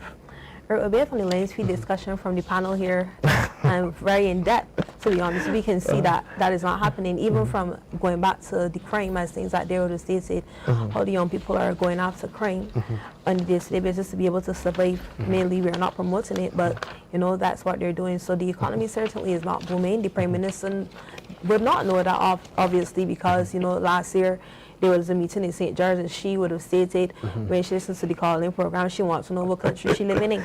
So we really get to hear that because she often visits us here. She doesn't really live here. So when she visits us here, she's not aware of what is happening within this country. So she wouldn't know if the economy is booming or not. She has to wait for the updates from Mr. Greenwich, or she has to wait if the ministers make a mistake, for her to fly back here to correct it, you know, stuff like that. But she doesn't really know what's happening. But no, the economy certainly isn't booming. I don't feel it. Persons don't feel it. Persons in my community have to work. Jobs on and off. There's also the resilience taxes on your pay at this particular time period as well. We were promised that we were going to have some glorious years coming up. Even when we go into the bus terminal, for example, there's not even a bus that you can catch. Then they say that they're privatizing it, but then you're still bringing in buses. You say they brought in 35, people still have to wait 4 and 5 hours for a bus. So certainly we are not moving anywhere in this economy. Oh dear, dear, dear. Yes, yes, yes. Deal. I can go to you now. I can come to you now. Employment quality, you have already spoke. You have started to touch on that. In terms of the employment quality, where the young people are concerned, what are your thoughts? It's atrocious. Reason being, if you qualify for vacation, you don't have to give a reason why you want vacation, because you're qualified for a 3-week vacation or 4-week vacation. You submit your vacation. Once you don't have, once the company don't have a blackout period like the hotel sector, I don't see why persons have to submit a reason why I need to take vacation. You're entitled for vacation. You submit your vacation letter. You notify management. Management give you the approval based on the circumstance. Yeah. But you should not have to submit a letter why you need to take vacation. That is incorrect. Another thing that I disagree with is the contract work. How can Barbadians own a piece of the rock? We forever got rank. The security officer, she got rank. She got rank. That's my question. She have to continue to rank. She put 8 years. We got janitor that put 12 years and receive a 2-month contract. Wow. Why them that talk don't take 2 months in Parliament and then resign? I see how you feel. Of course. Why they don't use a temporary contract and go to Signia for car loan and civil signature? You're going to be working $2,000 a month. You're going to be permanently employed. You have to be permanently employed and working at a minimum of $2,000 a month. So what you think that young people can say, you know what, you ain't make no sense. I'm glorifying crime, you know. Crime, I don't want to, you know, any excuse with it. Of course. To do crime, you got to pay the time. It's true. Blank, It's true. period. But the reality in Barbados, young black men saying, it don't make sense because like, I watch my mother be a security officer, a janitor, a teacher, a this, a that, and I watch my mother rank and struggle and suffer. Now when young people, young black males prefer to go and be a mule, a mule, I'd rather be a mule. I said, what is that? Excuse me, man, I said, he will get 10K just to make a run. Vegetable matter. Yeah. You get me? So not glorifying it, but these are the extremes the young people willing to face. These are the extremes the young people willing to go. Because either the mother struggling, the grandmother struggling, and it's through employment. We need a system where to appoint people, I don't think it should take 8 years, honestly, to appoint somebody, somebody a permanent contract. Have a heart. Have a heart, honestly. The human beings we deal with.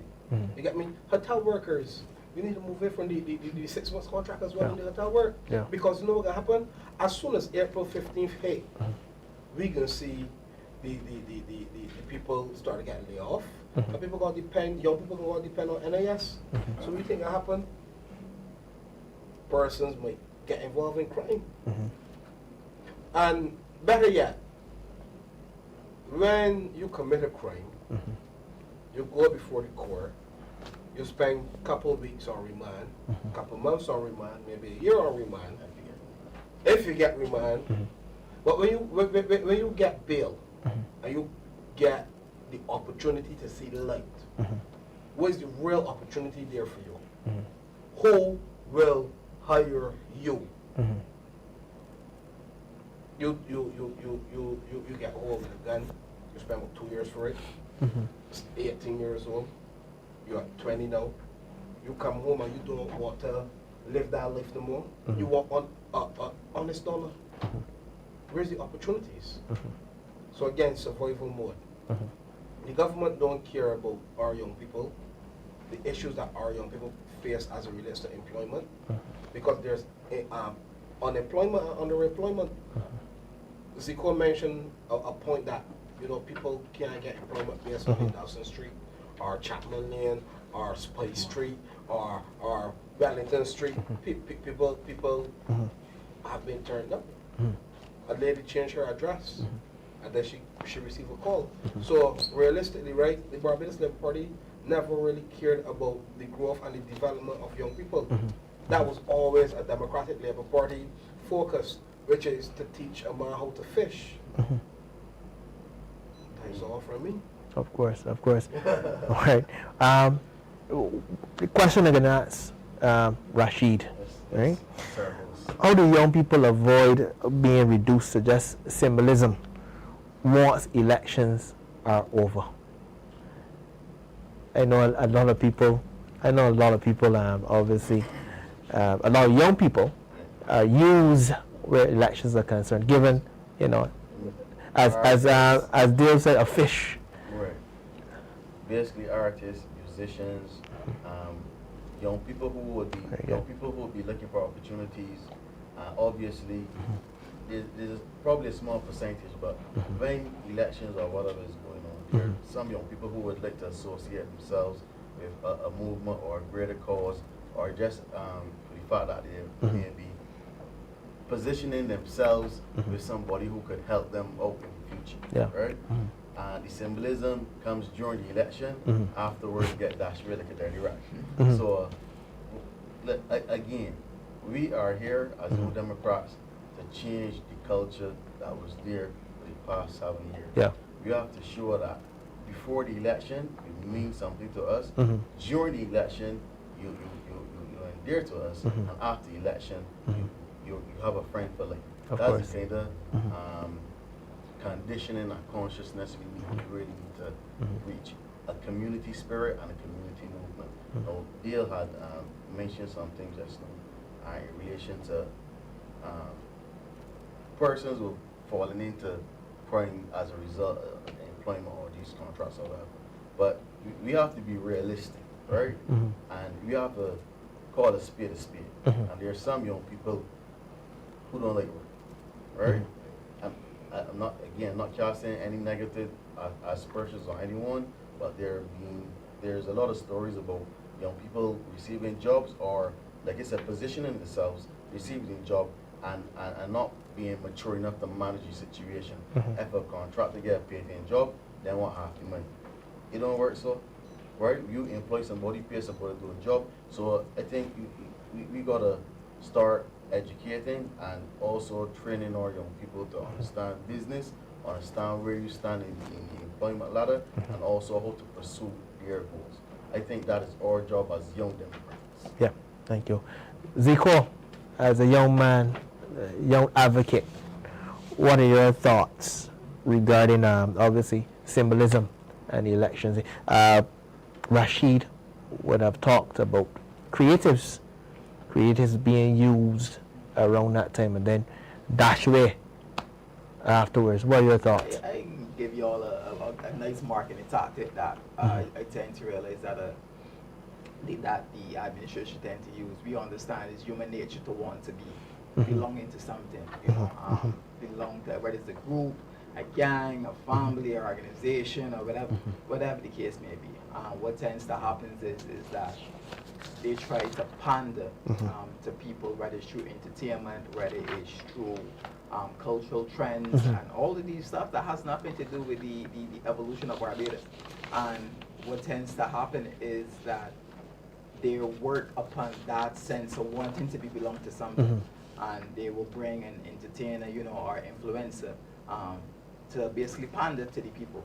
But I would advise that we have a different approach, and rather than just belong to Barbados, first of all, have that respect for trying to belong to Barbados, belonging to a party that cares for Barbados and have the ears for Barbados, are looking to take Barbados to newer, bigger, and better heights. And I think we need to get rid of that, I think that old tradition of, you know, just using influencers or entertainers in that sense to just pander to the young people, because young people, you know, they like the entertainment, you know, they like to feel like this is so cool, you know, this government is so cool, look at who they bring, look at who, you know, so they try to cater to the young people in that sense. But then there's another set of young people who understand that, you see, this is doing nothing for us, you know, this is hurting us at the end of the day. And I would encourage young people to really open a wake up from the party, you know, after the music start, what's next, you know? What are you going to do? Is there going to be jobs? You know, is there going to be opportunities? You know, and I ain't talking about opportunities that's going to cut grass. I think young people, you're worth way more than that. You know, I really do believe that. But after the music stop, what is next? After the parties and after the influencers and the fancy, you know, red shirts and slogans, what is next? Have you seen any improvement? Really open up your eyes and pay attention, young people. Don't be tricked. Don't be that these smoke and mirrors distract you from what is currently happening. And you know, I mentioned creatives, right? It got my brain churning. I want to know, again, still no course where Carry Festa is concerned. Now I'm glad that the creatives, they were able to eat a food. They were able. We're thinking. They were. We're thinking. So that's the question as well too, that we must ask the government. Have all the creatives, local creatives, if all of them have been paid? That's the question we need to ask. How much was the cost of Carry Festa? And then, if all of the local creatives, if they have been paid, as we refocus, Mr. Kevin, symbolism and artists and so forth being used around election time, and then speaking about the creatives, that's where we keep speaking about the artists, but I'm speaking about youth in general. And you talk about avoid being reduced to symbolism after elections. What I think youth need to understand is that civic engagement goes way beyond just election day. Yeah. You understand? And voting is only the starting point, and it's not the end means, basically.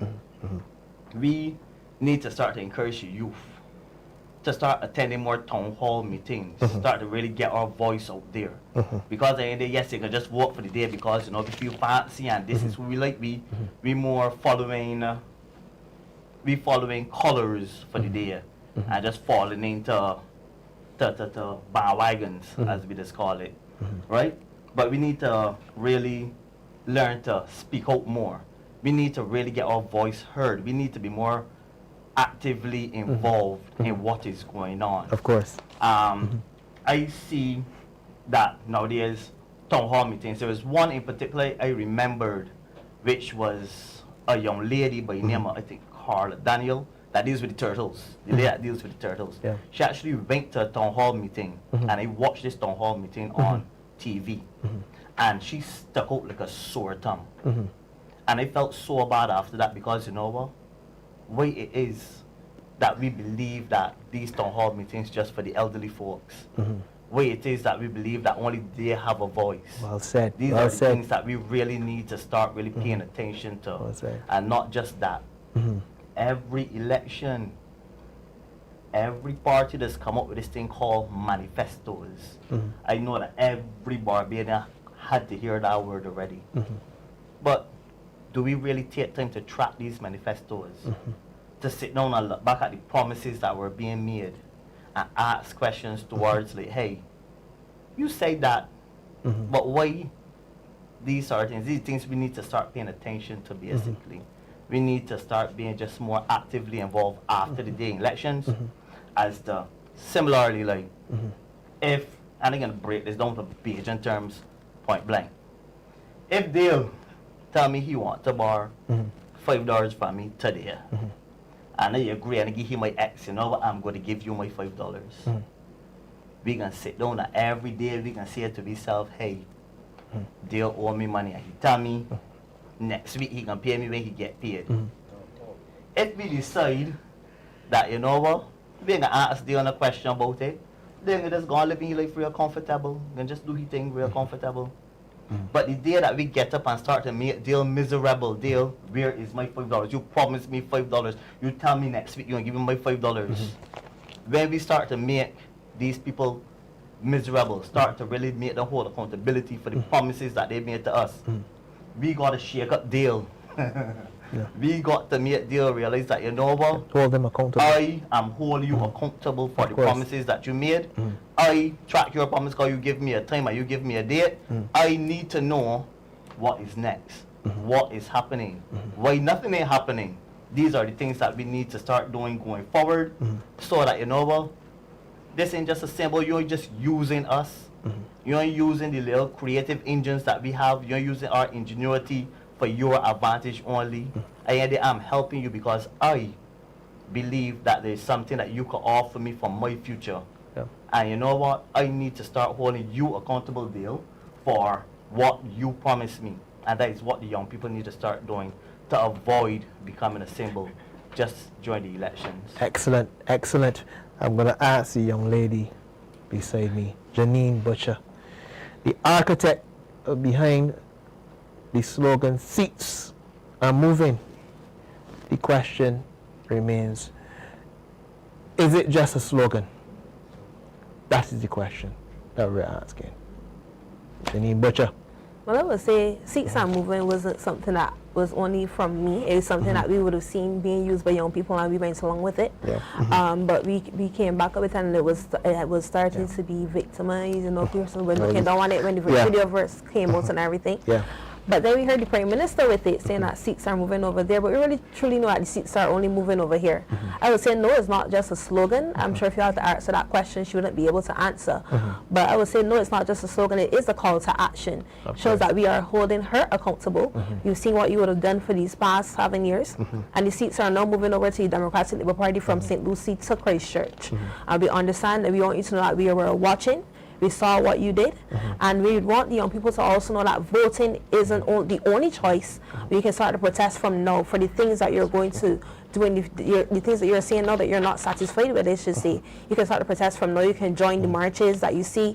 You can start to do protests online. I know you're very good with the social media, but it's a call to action. When we say seats are moving, we're saying that we're tired with what we're seeing going on. It's time for the seats to move over to the Democratic Labour Party, who has the plans for Barbados and who has the future of the young people at heart. Of course, boy, time is winding down faster than the Barbados Labour Party's time as government. I can tell you that.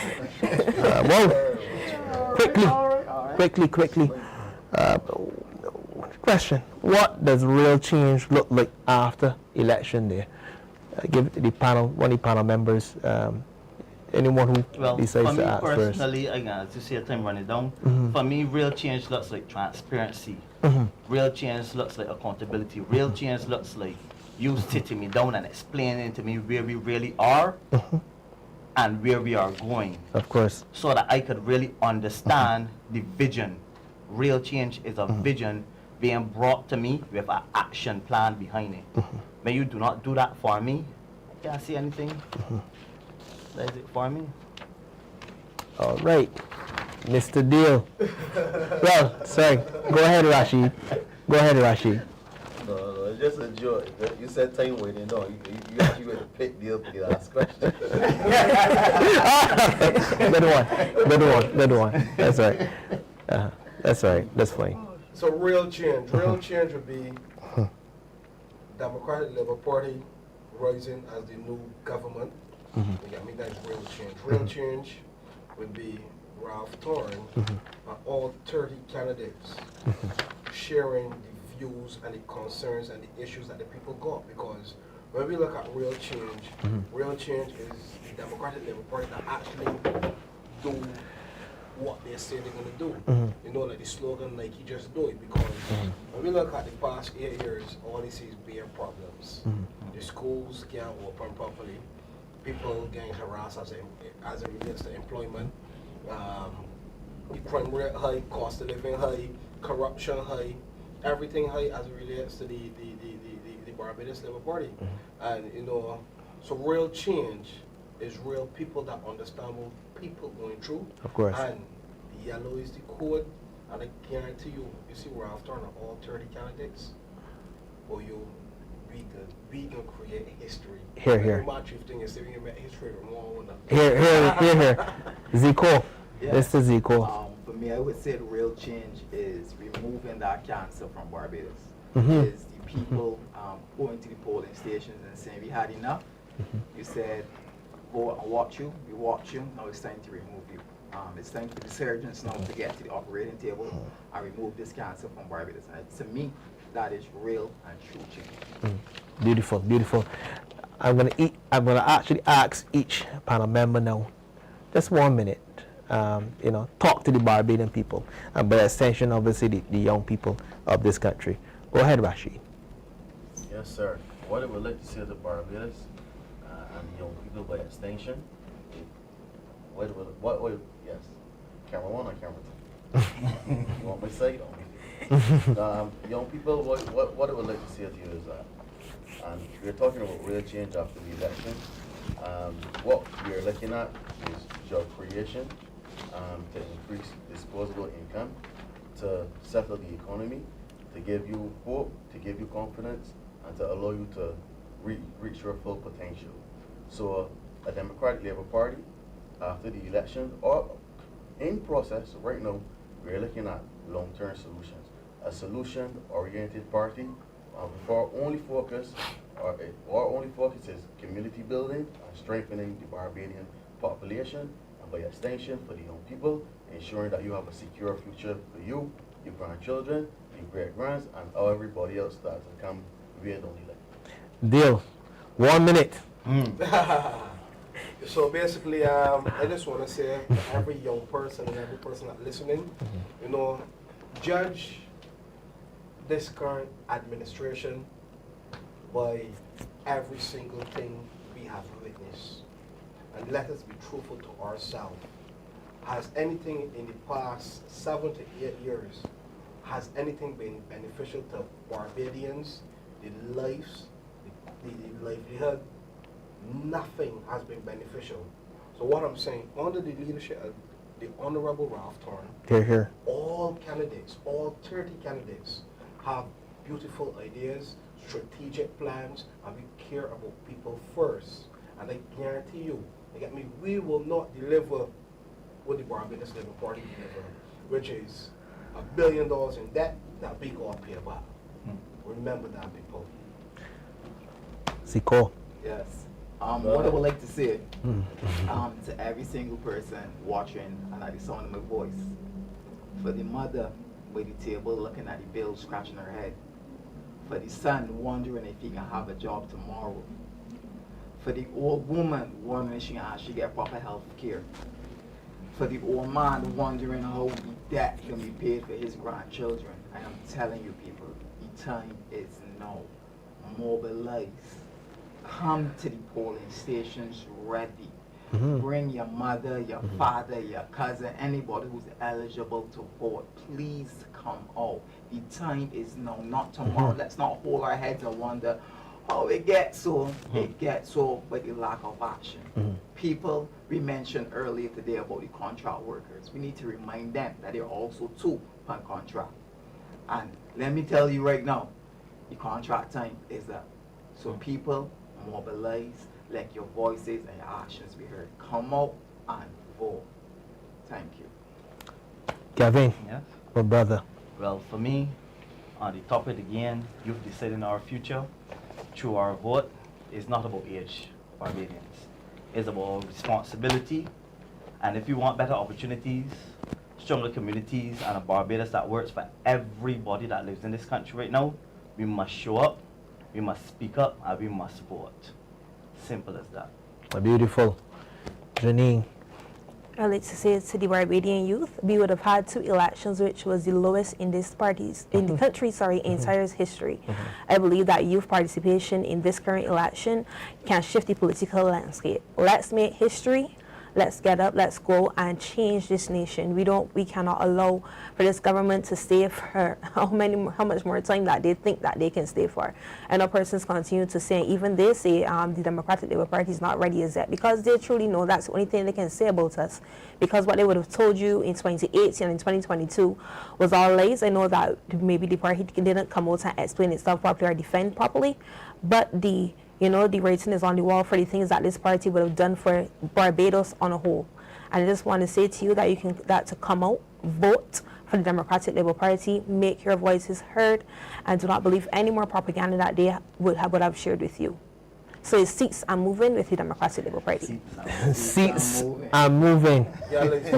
Janine, Kevin, Zico, Dale, Rasheed, blessed love all the time. Thanks for coming out. Thanks for voicing. Well, thanks for being the voice of the people. That's what we are. That's all we are.